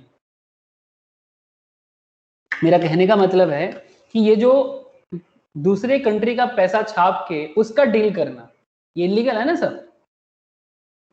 आप किसी दूसरे कंट्री का पैसा छाप के उस कंट्री को किसी के साथ उसका डील कर सकते हो, पैसा का पैसा का बिजनेस, हाँ, किसी का करेंसी का बिजनेस ऐसे नहीं कर सकते आप। अगर आपको करेंसी डीलिंग करना है तो फॉरेन एक्सचेंज मार्केट में आइए, जैसे डॉलर का मार्केट चलता है, पैसा में डीलिंग कीजिए ना, हाँ। अब रियल लाइफ कॉमर्स कीजिए, या क्या आतंकी फैलाने का काम करते हो, जो भी हो। ये लोग तो डरपोक है, इसीलिए अंदर से इस तरह से लोगों को दिमाग खराब करता है। बट सर आप देखो, ये देखो, अगर आप डॉलर मार्केट में रहना चाहते हो ना, ये देखो क्या बोलते हैं उसको, करेंसी मार्केट, शायद ओपन होगा,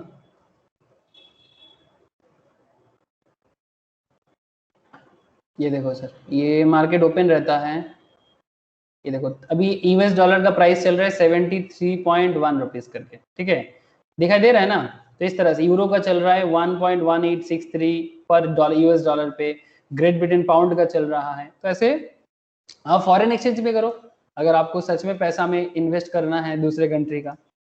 बट इस तरह का इलीगल मनी छाप के, इलीगल पैसा छाप के किसी एक कंट्री में आतंक फैलाना, ये बहुत खराब बात है। जो भी हो, आई होप यू अंडरस्टैंड कि इलीगल चीजें बहुत कुछ हो सकता है, ठीक है। मैं थोड़ा सा आप लोगों को अलग लेवल में बोल दिया, बट ये सब आप लोगों को थोड़ा सा तो जानना जरूरी है सर। ओके, आगे देखो sir, void agreement and illegal agreement के अंदर डिफरेंस क्या है। Void agreement and illegal agreement के अंदर डिफरेंस आप तो अभी समझ ही गए हो, मुझे तो बस एक बार बता देना है फटाफट। Void agreement is not necessarily illegal, ठीक है। वॉइड एग्रीमेंट इलीगल होगा ऐसा जरूरी नहीं है, but N illegal agreement is always void. Not forbidden under law, law ने मना नहीं करके रखा है, बट वो किसी कारण से पॉसिबल नहीं है। जैसे एक्स के साथ पब्लिशर का जो एग्रीमेंट था वो कोई अनलॉफुल नहीं था, लेकिन एक्स गुजर गया, एक्स का डेथ हो गया, तो फिर वो कॉन्ट्रैक्ट तो वॉइड हो ही जाएगा।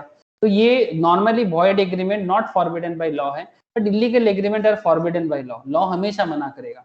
Parties are not liable for any punishment under the law, ठीक है। void में, but illegal में parties to illegal agreements are liable for punishment. Yes, Indian penal code applicable हो जाता है अगर आप illegal काम करते हो तो Indian penal code applicable हो जाता है. Collateral agreement, it is not necessary that agreement collateral to void agreement may also be void. It may be valid also. मतलब आप समझो बात को. Collateral agreement क्या है sir? Sir, collateral agreement, it is not necessary that agreement collateral to void agreement may also be void. मतलब जिस contract का एग्रीमेंट बना था वो भी void होगा ऐसा जरूरी नहीं है. ठीक है, मैं आपको समझाता हूँ. Agreement collateral to illegal agreement are always void. मतलब इलीगल एग्रीमेंट के साथ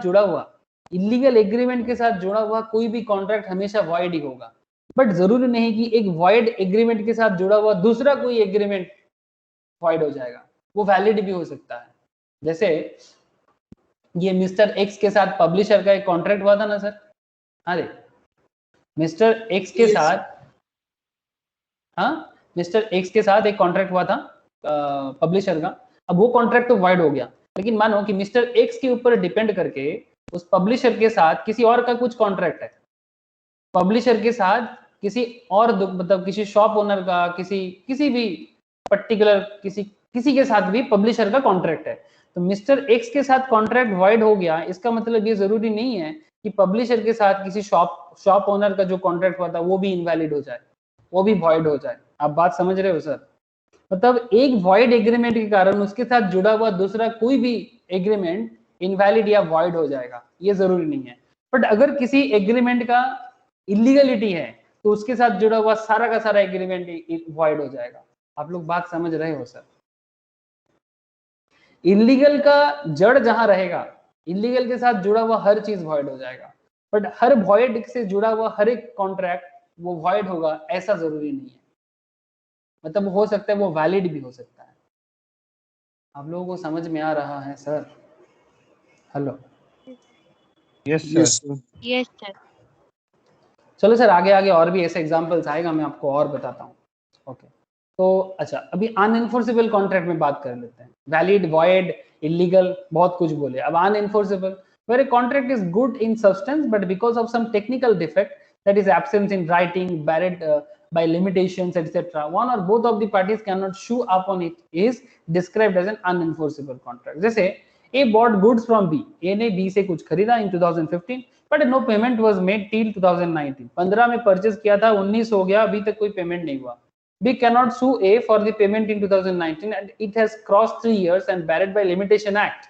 ये लिमिटेशन एक्ट के थ्रू से ये बैरेड हो गया. मतलब बेसिकली ये आगे पॉसिबल नहीं है. A good debt becomes unenforceable after the period of 3 years as barred by limitation act. मतलब जो लिमिटेशन एक्ट है वो लिमिटेशन एक्ट इस पर्टिकुलर पॉइंट को आगे बढ़ने से रोक रहा है कि भाई इतना दिन तुम कहाँ थे, अब अचानक आके बोलने से थोड़ी ना हो जाएगा. मतलब सिंपल सी बात है, अनएनफोर्सेबल कॉन्ट्रैक्ट क्या हो गया? Where a contract is good in substance, contract में कोई प्रॉब्लम नहीं था, but because of some technical defect, that is absence in writing, barred by limitation, ठीक है, कुछ लिमिटेशंस है, कुछ रोक टोक है किसी दूसरे एक्ट में, one or both the parties cannot sue, मतलब या तो एक दूसरे पे कोई किसी पे कोई केस नहीं कर सकता, इसको अनएनफोर्सेबल कॉन्ट्रैक्ट बोलते हैं. ठीक है, जैसे कि ए ने बी से गुड्स खरीदा था बट कोई पेमेंट 2019 तक नहीं हुआ. अब B can not sue A for the payment in 2019. इतना दिन कहाँ थे? बिकॉज ये जो लिमिटेशन लगा जा रहा है ये दूसरा एक एक्ट, लिमिटेशन एक्ट के थ्रू से ये लिमिटेशन लगा जा रहा है. गुड डेब्ट मतलब पैसा मिल जाना चाहिए था बट ये अनएनफोर्सेबल हो जाएगा, पैसा अभी और नहीं मिलेगा बिकॉज लिमिटेशन एक्ट आपको रोक रहा है. तो अगर किसी कारण से कोई एक्ट एनफोर्स करना पॉसिबल नहीं है due to any other act, ठीक है, तो ऐसा एक्ट कॉन्ट्रैक्ट को अनएनफोर्सेबल बोलेंगे बिकॉज यहाँ पर कुछ लिमिटेशंस है. ठीक है, कुछ रूल्स है, कुछ टेक्निकल इश्यूज है कि भाई इसको अभी कॉन्ट्रैक्ट करवाना मुश्किल है. तो मुश्किल है क्योंकि लिमिटेशन एक्ट आ गया वहां पर, और लिमिटेशन एक्ट बोल रहे नहीं ये कॉन्ट्रैक्ट और पॉसिबल नहीं है. आपने 4 साल में अगर आपको नहीं मिला तो आगे और आपको नहीं मिलेगा, ऐसा कोई बात आ सकता है. अब आपको ये सब चीज एडवांस लेवल में और पता चलेगा कि लिमिटेशन एक्ट कैसे काम करते हैं. मैं अभी लिमिटेशन एक्ट के अंदर नहीं जा सकता, बट इतना जरूर बोल सकता हूँ आपको कि भाई इस तरह का केसेस होता रहता है. Okay sir.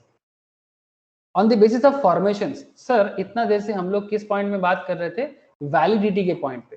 तो वैलिडिटी के हिसाब से सर 5 तरह का कॉन्ट्रैक्ट है. फिर as per the validity there are basically 5 types of contract.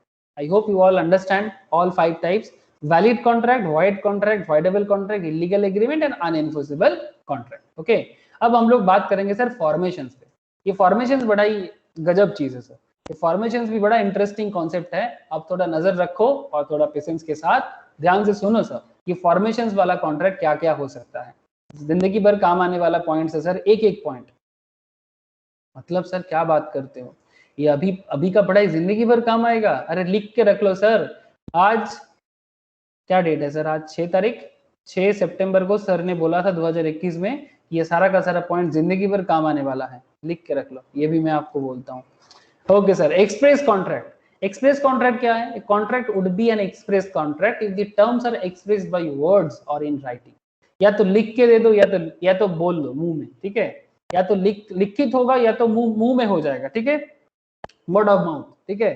Section 9 of the act provides that if A proposal or acceptance of any promise is made in words, the promise is said to be in express। चाहे आप words में करो या writing में बोलो, उसको express कहते हैं सर, एक्सप्रेस। अरे सर एक एयरटेल का ऐड आता था, आई डोंट नो आप लोग सुनी कि नहीं, बहुत पुराना ऐड है, एयरटेल का एक ऐड आता था, एयरटेल जो है ना सर कंपनी, उसका एक्सप्रेस योरसेल्फ, किसी ने सुना सर? एक्सप्रेस योरसेल्फ, एयरटेल का मोस्ट प्रोबेबली ब्रांड मतलब क्या बोलते हैं इस तरह का स्लोगन था, एक्सप्रेस योरसेल्फ। पता है किसी को? अभी भी है क्या? ऐसे आवाज आता था, टा टा टा टा टा टा टा टा टा टा, ऐसा था, साउंड था, किसी को याद है क्या? हाँ सर, किसी को नहीं? यस सर, এই সাউন্ডটা স্যার মনে আছে স্যার সাউন্ডটা জানি এই স্যার, মিউজিকটা মনে আছে মিউজিকটা শোনা আছে। यही म्यूजिक है, टा टा टा टा टा टा टा। बहुत बहुत अच्छा लगता था एयरटेल का ये साउंड ना, पूरा दिल जीत लिया था। और इसके साथ साथ नीचे लिखता था एक्सप्रेस योरसेल्फ। तो बेसिकली आप समझ रहे हो कि चाहे आप एक्सप्रेस जो भी हिसाब से करना चाहो, वर्ड के थ्रू से करो या फिर आप लिख के बोलो, बट एक्सप्रेस करो अपने आप को, चुप मत रहो। It tells B on telephone that he offers to sell his house for 2 lakh. ये बोल रहे हैं टेलीफोन में, भाई मैं अपना घर बेचना चाहता हूँ 2 लाख में तुमको, बी को बोल रहे हैं। इन रिप्लाई इनफॉर्म से बी ए को बोल रहे हैं yes he accept the offer, वो बी को फोन करके बता रहे हैं yes I accept the offer, this is an express contract. दोनों में बात बन रहा है, ठीक है, एक्सप्रेस हो रहा है, ठीक है। एक्सप्रेस करो एक दूसरे को, जो करना है वही आगे बढ़ेगा। तो सिंपल सी बात है सर, कॉन्ट्रैक्ट एक्सप्रेस होना मतलब या तो रिटन या तो बाय वर्ड्स ऑफ माउथ, ठीक है। किसी भी तरह से कॉन्ट्रैक्ट होना जरूरी है, ठीक है, या तो लिखित या तो मुंह में, जो भी है, ठीक है, बोलो तो सही, ठीक है। तो उसको कॉन्ट्रैक्ट को एक्सप्रेस कॉन्ट्रैक्ट बोलेंगे। सिंपल सी बात है, बट यही सिंपल सी चीज बहुत केस में ना बहुत मतलब अलग टाइप में बन जाते हैं। चलो सर, एक अभी एक्सप्रेस के साथ आपको समझ में आएगा कि क्या फर्क है। इम्प्लाइड कॉन्ट्रैक्ट बड़ा ही दिलचस्प कॉन्ट्रैक्ट है सर, मतलब ये इसको तो इस तरह का कॉन्ट्रैक्ट को ना एक अलग ही लेवल में समझा जाता है।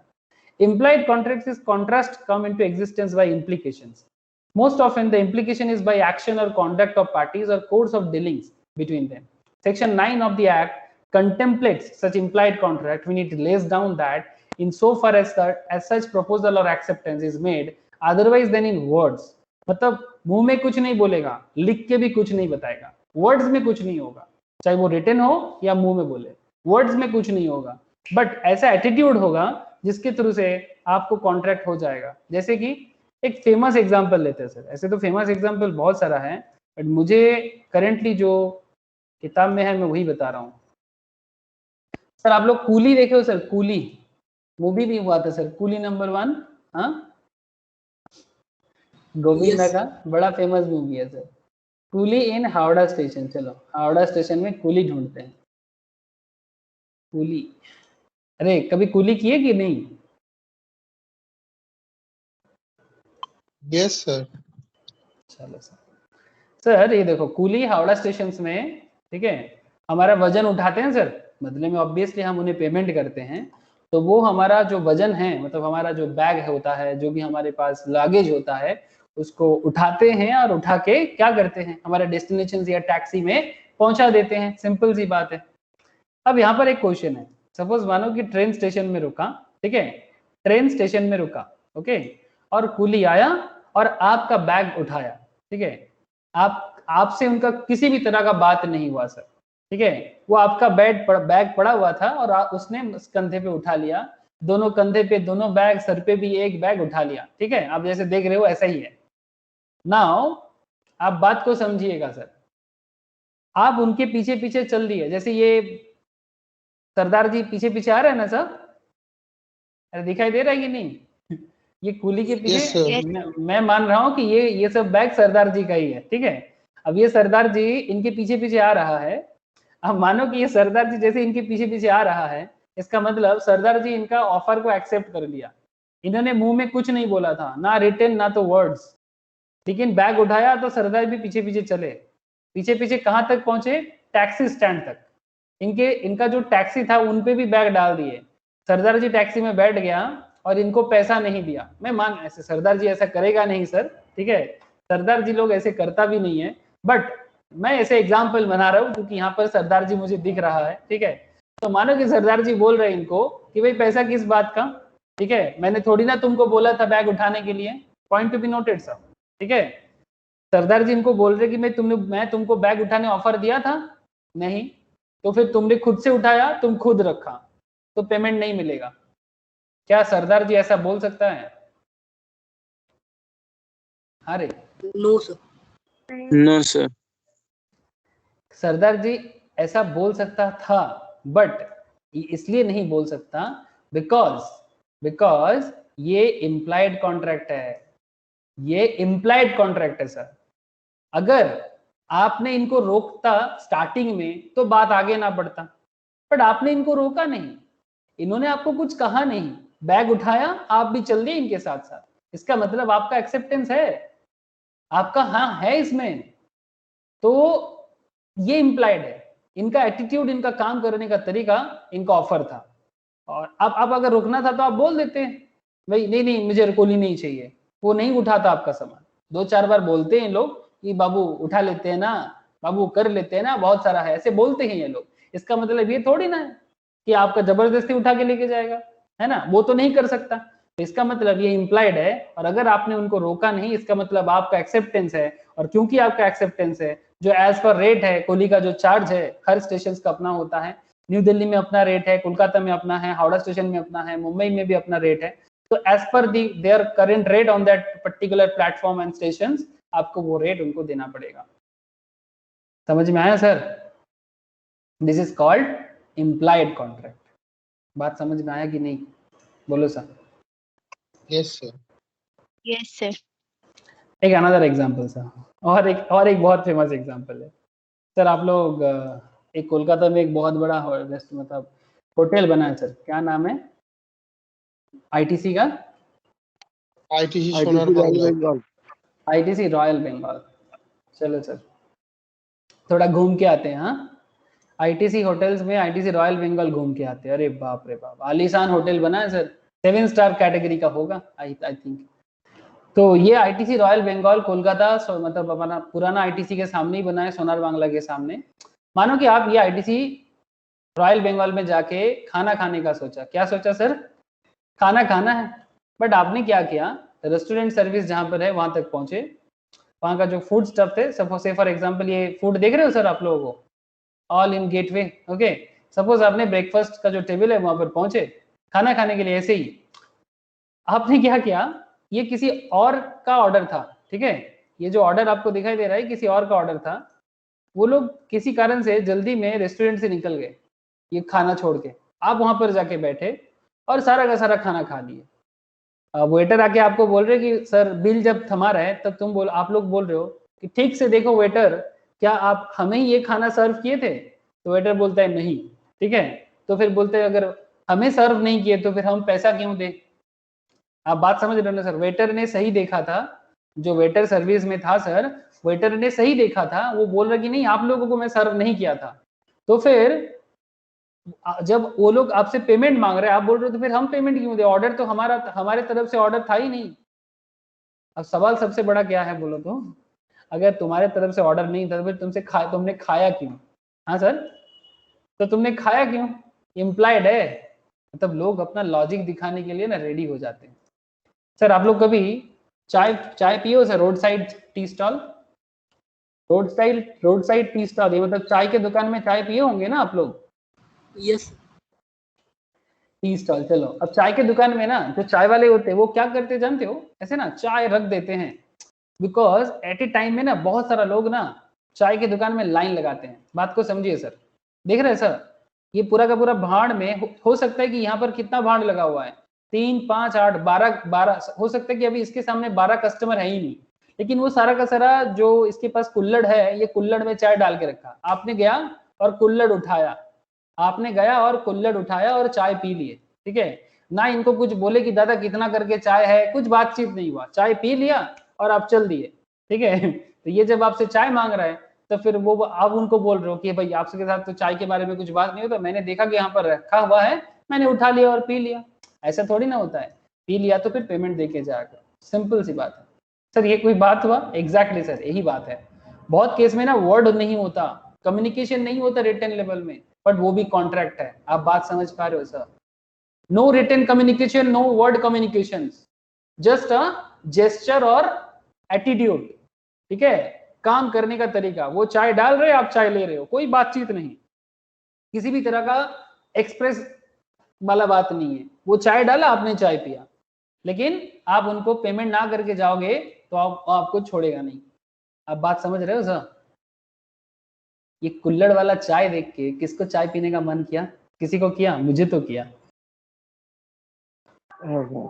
अरे मेरे को बहुत मन कर रहा है सर, जल्दी जल्दी क्लास खत्म करके मैं স্যার कुल्हड़ वाला এরকম चाय স্যার पीऊं। এরকম ইমপ্লয়েড কন্ট্রাক্টসের স্যার অফিসিয়ালি কোনো ইয়ে আছে এক্সাম্পল হয়? ऑफिशियल एग्जांपल, हाँ यही सब तो है ऑफिशियल एग्जांपल, जैसे না कूली মানে वाला স্যার केस। মানে কোনো কোম্পানির আন্ডারে যেসব এক্সাম্পল সেরকম কিছু, মানে এরকম সাপোজ কোনো কোম্পানিতে कंपनी में, कंपनी में মনে করো কোম্পানির সাথে যদি কোনো কিছু করা হয় এরকম, তাহলে সেটা কিরকম হয়? मतलब बेसिकली ये ऐसा है इम्प्लाइड कॉन्ट्रैक्ट में, जैसे अच्छा मुझे आगे आगे याद होगा तो मैं आपको बताऊंगा, रुक जाओ। जैसे टैसिट कॉन्ट्रैक्ट में मैं आपको बताता हूँ, ठीक है। अच्छा हाँ, ये एक याद आ गया सर, चलो इम्प्लाइड में मुझे एक याद आ गया। अच्छा मैं आपको टैसिट थोड़ा बता दूं, सिमिलर काइंड ऑफ है, ठीक है। टैसिट बता के मैं आपको एक साथ बताता हूँ, ठीक है। जैसे यहाँ पर drinks a coffee in a restaurant, there is an implied contract that he should pay for the price of the coffee. Wait sir, implied का और टैसिट का मैं आपको एक साथ बताता हूँ, रुक जाओ, याद आ गया मुझे।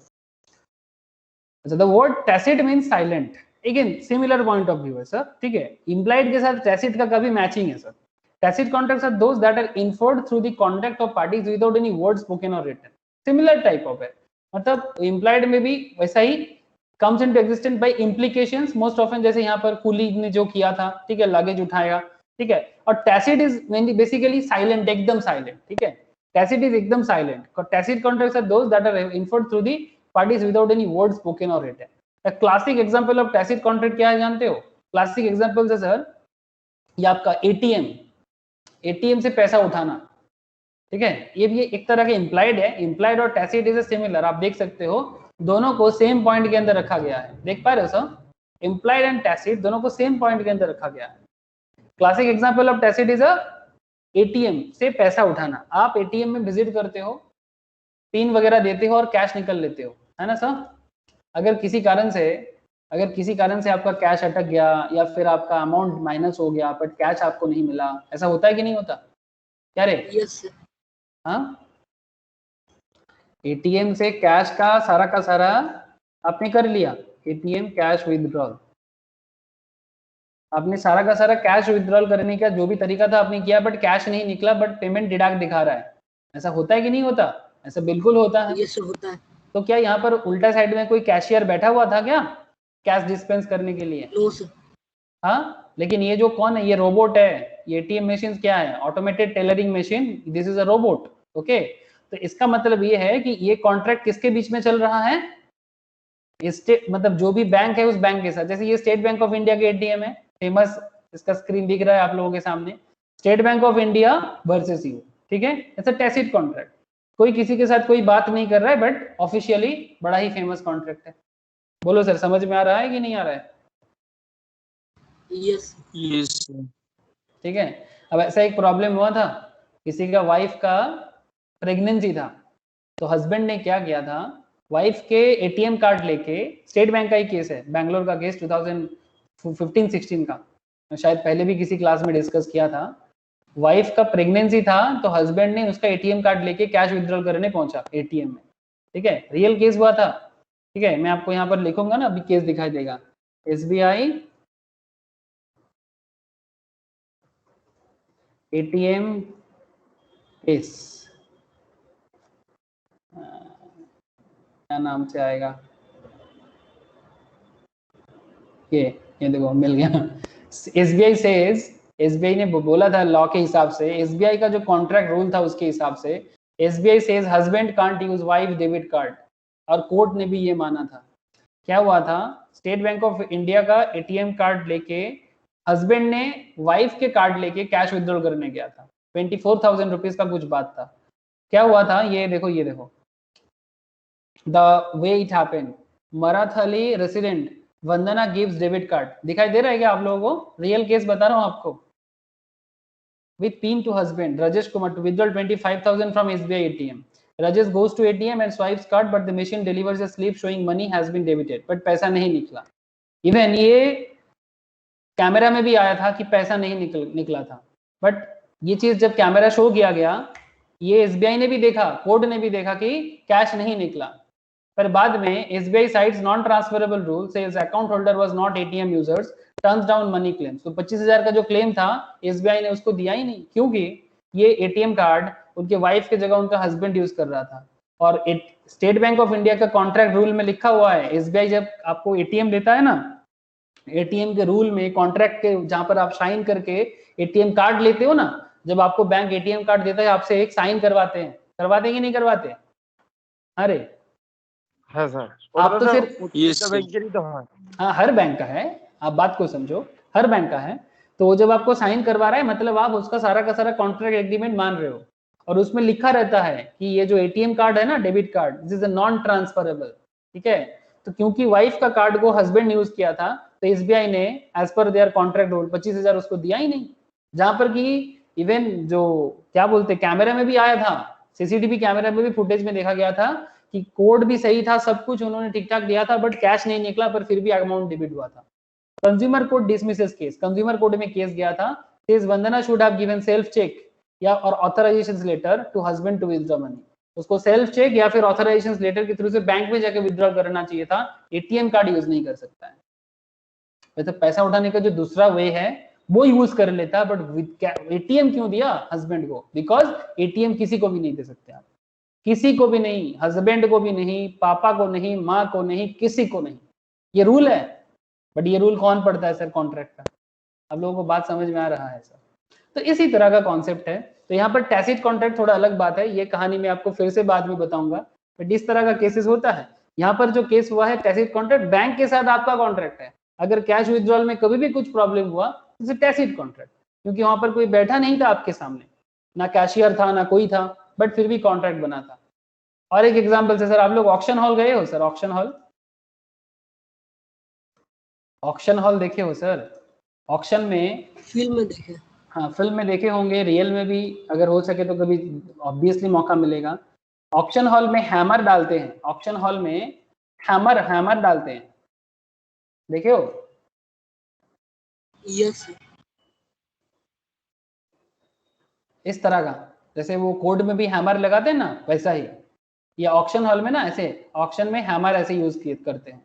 और हैमर यूज करने का मतलब, ना तो ऑक्शनियर कुछ मुंह में बोलते हैं, ठीक है, वो पहले बोली लगाते हैं और फिर बाद में एक्सेप्टेंस के लिए, जब भी कोई एक्सेप्ट कर लेता है ना, तो ऐसे इसको 2 बार या 3 बार क्लिक करके, मतलब इसको यूज करके हैमर को लगा बजा के वो कॉन्ट्रैक्ट को वैलिड बनाते हैं।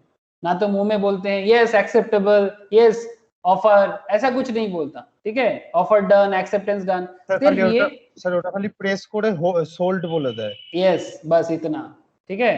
तो ये भी एक तरह का क्या है, इम्प्लाइड कॉन्ट्रैक्ट, समझ रहे हो सर? बहुत सारे एग्जांपल्स है। टैक्सी में, टैक्सी वाले आपको लेके टैक्सी में चढ़ाते हैं, येलो टैक्सी देखे हो ना सर, कलकत्ता वाला? है सर। कलकत्ता वाला येलो टैक्सी, ये लोग क्या चिल्लाते हैं आपको कि हावड़ा हावड़ा करके, या फिर धर्मतला धर्मतला बोल के, या फिर एयरपोर्ट एयरपोर्ट बोल के चिल्लाते हैं क्या? नो सर, कुछ नहीं बोलते अपने मुंह में, आप फिर भी उसको रास्ते में रोकते हो। हाँ सर, फिर भी आप उसको रास्ते में रोकते हो, चढ़ते हो और बोलते हो इधर चलो। उसने आपको ऑफर नहीं किया था, मुंह में बोल के कोई ऑफर नहीं था, लेकिन फिर भी आपने उसको रोका ना, और वो रुका कि नहीं, विदाउट एनी वर्ड और कम्युनिकेशन। हाँ सर, विदाउट एनी वर्ड और कम्युनिकेशन वो रुक गया था ना रास्ते में, और आपने उसकी गाड़ी पे चढ़ भी गए थे, और चढ़ के आपको जहां जाना था पहुंच भी गए थे। तो ये भी एक तरह का टैसिट कॉन्ट्रैक्ट है, टैसिट या इम्प्लाइड। मतलब टैक्सी रास्ते में चल रहा है, जब तक इसके सामने गैरेज ना लिखा होता, जब तक टैक्सी के सामने वो गैरेज ना लिख देता है, आप टैक्सी को रोक सकते हो उसके जुरिस्डिक्शन एरिया में। जो भी उसका Kolkata jurisdiction pin code area में, आप उसको कहीं पे भी बोलो, वो जाने के लिए रेडी होना चाहिए उसको। कोलकाता पिन कोड जहां जहां है वो हर जगह में ये जाएगा, वो ना नहीं कर सकता। इसीलिए लिख के भी रखता है सर नो रिफ्यूजल बोल के, फिर भी रिफ्यूज करता है वो अलग बात। नो रिफ्यूजल लिख के भी रिफ्यूज करता है ना, दैट्स अ डिफरेंट इशू, ठीक है, वो उसके अगेंस्ट में अलग बात होता है। लेकिन जुरिस्डिक्शन एरिया में उसको जहां जाने के लिए बोलोगे वो जाने के लिए एक्चुअली बाध्य है, एक्चुअली वो बाइंड है। तो ये सब टैसिट कॉन्ट्रैक्ट का एग्जांपल है। बस वाले तो फिर भी चिल्लाते हैं, बट टैक्सी वाले कहाँ बात करते हैं सर। अरे इवन उबर कैब के थ्रू से भी जो होता है वो भी तो वही है, वो भी टैसिट है। सब कुछ एग्जैक्टली क्या होता है, टैसिट या इम्प्लाइड। मैंने बुक किया तो आपको आना पड़ेगा, कोई किसी के साथ ना वर्ड कर रहा है ना रिटर्न कर रहा है। समझ में आ रहा है सर? কিন্তু স্যার মাঝে মাঝে ক্যান্সেল তো করে দেয় উবের। हाँ हाँ करता है ऑब्वियसली। मतलब वो क्या हो गया, ब्रीच हो गया, ब्रीच ऑफ कॉन्ट्रैक्ट। एक्चुअली वो कैंसिल किया मतलब एक्सेप्टेंस नहीं किया। आपके तरफ से ऑफर था, हाँ आपके तरफ से ऑफर था, पर वो एक्सेप्टेंस नहीं किया। वो हो सकता है, उसमें क्या प्रॉब्लम। আচ্ছা স্যার এরকমও তো হয়, যেমন প্রথমে বলছে আসছি, যেরকম হয়েছে স্যার কিছুদিন আগে হয়েছে, পরশুদিন। हाँ ऐसा होता है, पहले आस्ची बोला फिर बाद में नहीं आया। বললো স্যার কিছু রাস্তা এলো, আসার পরে দেখি হুট করে ক্যান্সেল করে দিয়েছে। हाँ वो करता है सर, कुछ সেটা उनका স্যার reasons- accept করে ক্যান্সেল করলো। हाँ उसका मतलब वो ब्रीच हो गया उसका मतलब ब्रीच हो गया। अब देखो अगर आप ऐसे छोटे छोटे हर बात को लेके रास्ते में लड़ाई लड़ोगे तो फिर मुश्किल में आ जाओगे, ठीक है। क्वासी कॉन्ट्रैक्ट, ठीक है, अगर बड़ा मुद्दा है तो आप ऑब्वियसली इस मैटर को बहुत दूर तक लेके जा सकते हो as per rules. Quasi contract क्या है? Obligation of finder of lost goods, obligation of finder of lost goods to return them to the true owner or liability of persons to whom money is paid under mistake to repay it back cannot be said to raise out of a contract even if it is remotest sense, as there is neither offer and acceptance nor consent, these are said to be quasi contract। बड़ा ही simple है, रास्ते में किसी का money purse भी अगर गिरा हुआ मिलता है ना, जिसका है उसको दे दो। सर अगर मेरे को बहुत खर्चा पड़ जाए तो जो खर्चा पड़ेगा आप उनसे बाद में वापस ले सकते हो, बट जिसका है उसको देना पड़ेगा आपको। आप बात समझ रहे हो सर? आप लोगों को बात समझ में आया? फाइंडर ऑफ द गुड्स मतलब कॉन्सेप्ट इज वेरी सिंपल, किसी का रास्ते में गुड्स पड़ा हुआ है, आपको मिला, वो गुड्स आपको उसको देना पड़ेगा। सर दिखाई दे रहा है सर ये इमेज? ये जो गुड्स यहाँ पर पड़ा हुआ है आपको मिला, आप ढूंढ के कोशिश करो उसका गुड्स उस तक पहुंचाने का। उसके लिए जितना खर्चा होगा आप बाद में रिक्लेम कर सकते हो, आप उसका क्लेम बाद में कर सकते हो, कोर्ट ऑफ लॉ में भी जा सकते हो। बट अगर आपको पुलिस स्टेशने जमा দিয়ে দিলেও তো হয়ে যায়। हाँ ऑब्वियसली पुलिस स्टेशन में जमा भी दे सकते हो एकदम, लेकिन अल्टीमेटली उसको रिटर्न देने का पूरा कोशिश एक ट्रू सिटीजन की तरह आपको करना पड़ेगा। अगर आपको मिला है इसका मतलब आप एक्सेप्ट कर लिए सर इसको। जब आप इसको हाथ से उठा रहे हो ना, इसका मतलब आप एक्सेप्ट कर लिए। अगर आपको एक्सेप्ट नहीं करना था पर मत उठाओ ही मत, लेकिन जैसे ही आपने हाथ में लिया ना किसी और का पड़ा हुआ चीज, इसका मतलब you accept that particular person's offer कि भाई मेरा चीज गुम हो गया है, मेरा चीज लॉस्ट हो गया है, आपने उठाया तो प्लीज मेरे को दे दो, ठीक है। ये सर एक ट्रू सिटीजन का, ये एक ट्रू सिटीजन का एक्सेप्टेंस है, ठीक है। तो as a true citizen you must try, और उसके लिए आपको ट्राई नहीं, आपको सच्चा ट्राई करना पड़ेगा। लॉ आपको ये चीज देता है, हक देता है, ठीक है। और इसके लिए आपको अगर कुछ खर्चा होता है ऑब्वियसली आप उसको बाद में क्लेम कर सकते हो। आप बात समझ रहे हो सर? अगर वो इग्नोर करे पैसा मतलब मनी क्लेम देने में, तो फिर आप फिर भी उसको बोलो, उसके लिए आप कोर्ट में जाओ, उसके लिए आप कोर्ट में जा सकते हो कि यस मैंने उनका चीज पहुंचाया था पर फिर भी उन्होंने मेरे को जो भी खर्चा हुआ वो मुझे नहीं देना चाहता है, उसके लिए कोर्ट में बात बना सकते हो सर। बट आपको पूरा कोशिश करना पड़ेगा। Obligation of finder of goods, this is called quasi contract, this is called quasi, is not an actual contract but it resembles a contract. जो एक्चुअली कॉन्ट्रैक्ट नहीं है बट वो माना जाएगा कि कॉन्ट्रैक्ट है। It is created by law under certain circumstances. जो law बना देते हैं आपको, लॉ नहीं, आपको उस फाइंडर ऑफ गुड्स, मतलब आप फाइंडर ऑफ गुड्स थे और जिसका गुड्स लॉस्ट हुआ है उनके साथ उनका कॉन्ट्रैक्ट बना जाता है। Law imposes a contract upon the parties. I hope you all understand sir. An e contract आजकल तो ये चलता ही रहता है सर, फ्लिपकार्ट अमेजन क्या क्या नहीं चलता। When contract is entered into bye 2 और मोर पार्टीज, उबेर का बात में कर रहा था, कैब बुकिंग वगैरह, एवरीथिंग ई कॉन्ट्रैक्ट है सर। इवन हम लोग भी क्लास करते हैं ऑनलाइन में, this is also E contract. आप लोग जब एक्सेप्ट करते हो, ये लिंक से कनेक्ट होते हो, वो भी ई कॉन्ट्रैक्ट जैसा ही है, ठीक है। अगर मैं लिंक भेज के क्लास नहीं लिया मतलब ब्रीच ऑफ कॉन्ट्रैक्ट हो गया, ठीक है। मैंने कॉन्ट्रैक्ट दिया, फिर आपने लिंक देखा फिर भी without any reason class join नहीं किया, मतलब उस दिन के लिए आप ब्रीच कर दिया। When contract is entered into by two or more parties using electronic means such as emails is known as e-commerce contract. In electronic commerce, different parties persons create network which are linked to their network through electronic ED1 electronic data interchange. This helps is doing business transaction using electronic mode. These are known as EDI contracts or cyber contracts or mouse click contracts. याद रखिएगा electronic contract का कितना सारा नाम आ गया sir. EDI contract मतलब electronic data interchange contract, cyber contract, mouse click contract, ये सभी नाम से जाना जाता है। चाहे अमेजन हो, फ्लिपकार्ट हो, आप लोग तो जानते हैं इसके बारे में, और मुझे कोई नया चीज बोलने का जरूरत नहीं है, ठीक है। It's a very popular in today's world, so I don't think इसके बारे में और कोई एक्सप्लेनेशन चाहिए। In our next class we must discuss about executed performance के बेसिस पे, इसका चर्चा तो अभी बहुत चलेगा सर। ये performance executed, executory, unilateral, bilateral and उसके साथ साथ offer, acceptance and revocations of offer के बारे में भी चर्चा नेक्स्ट क्लास में चलेगा। एक फेमस केस स्टडीज है, बहुत famous Carlill versus Carbolic Smoke Ball के केस स्टडीज, बोल्टन जॉन्स का केस स्टडीज, अरे मजा आ जाएगा सर नेक्स्ट क्लास, ठीक है सर। ऐसे आज मेरा थोड़ा स्टार्टिंग में देरी हो गया, नहीं तो मैं कुछ और कवर कर लेता, बट इसके बाद मैम का क्लास है तो मुझे आज बंद करना पड़ेगा। बोलो सर। আচ্ছা স্যার, ওই মানি ব্যাগটা যে তুলছে, ধরুন কিছু একটা তুললাম, তুলে যেটা আপনি বলে এগ্রিমেন্ট হচ্ছে ওটা অ্যাকসেপ্ট করছি আমি, যেটা করে দিলাম, তারপরে যেটা খরচা হচ্ছে সেটা আমাকে দিচ্ছে, কিন্তু ধরুন কেউ দিল না ওটা, তাহলে কি হবে? ওটা ব্রিচ बोला तो उसके लिए नहीं, ब्रीच ऑफ कॉन्ट्रैक्ट, वो ब्रीच करना चाहता है बट आप उसके लिए कोर्ट में जा सकते हो। सपोज मानो না না স্যার, किसी, ওইটা বলছি না, মানে ধরুন যে তুলছে সে আর দিলই না ফেরত, उसका मतलब ब्रीच ऑफ कॉन्ट्रैक्ट है। হ্যাঁ ওটা ওটা স্যার ব্রিচ অফ কন্ট্রাক্ট হয়ে যাচ্ছে। ऑब्वियसली ब्रीच ऑफ कॉन्ट्रैक्ट, किसी का चीज तुमको मिला, तुम पॉकेट में ले लिए, ये तुम्हारा चीज थोड़ी है, तुम्हारा चीज थोड़ी है।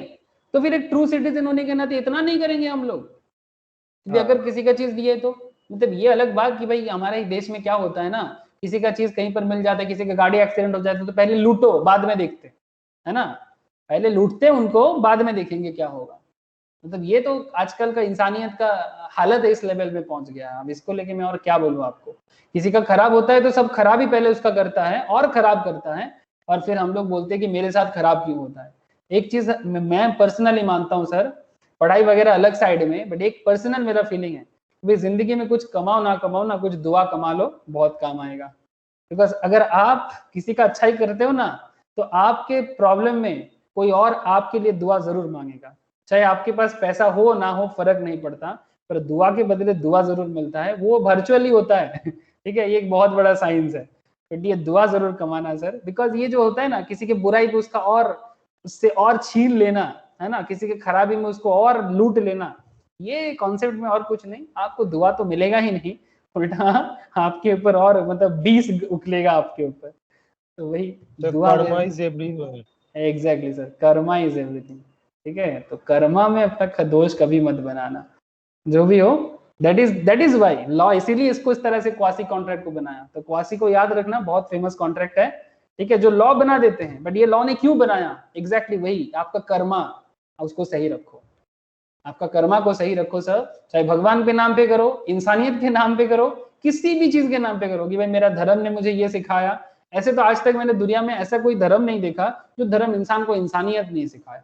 सारा का सारा धर्म एक ही बात करता है, भाई सबसे ऊपर ह्यूमैनिटी। बट प्रॉब्लम यही है कि ह्यूमैनिटी छोड़ के सब कुछ है, that is the big problem. ये विवेकानंद जी का गुरु थे ना सर, रामकृष्ण परमहंस थे, तो उनको एक जन पूछा था भाई कौन सा धर्म बड़ा है, हिंदू धर्म, इस्लाम धर्म, क्रिश्चियन धर्म? तो उन्होंने एक बहुत अच्छा जवाब दिया था, बुद्धिस्ट धर्म। तो उन्होंने एक अच्छा बहुत जवाब दिया था। बहुत हाईफाई लोग, एक मोस्ट प्रोबेबली स्कॉटिश का प्रोफेसर पूछा था उसको, स्कॉटिश का फिलोसॉफी का प्रोफेसर, मुझे नाम याद नहीं है। तो उनको जवाब दे रहा है रामकृष्ण परमहंस, बोलता है कि सारा का सारा नदियां बनता है पहाड़ी से, माउंटेन से निकलते हैं, पर जाते सभी एक ही समुद्र में। और अगर आप दुनिया का खेल देखते हो, सारा का समुद्र मिला हुआ है, चाहे अटलांटिक हो, चाहे पैसिफिक हो, चाहे इंडियन ओशियन हो, सब एक ही है, नाम अलग अलग जगह में अलग अलग है, अल्टीमेटली सब कनेक्टेड है। तो बोलते कि भाई नदियां कहीं से भी बने हो, पहुंचते तो समुद्र में ही है ना।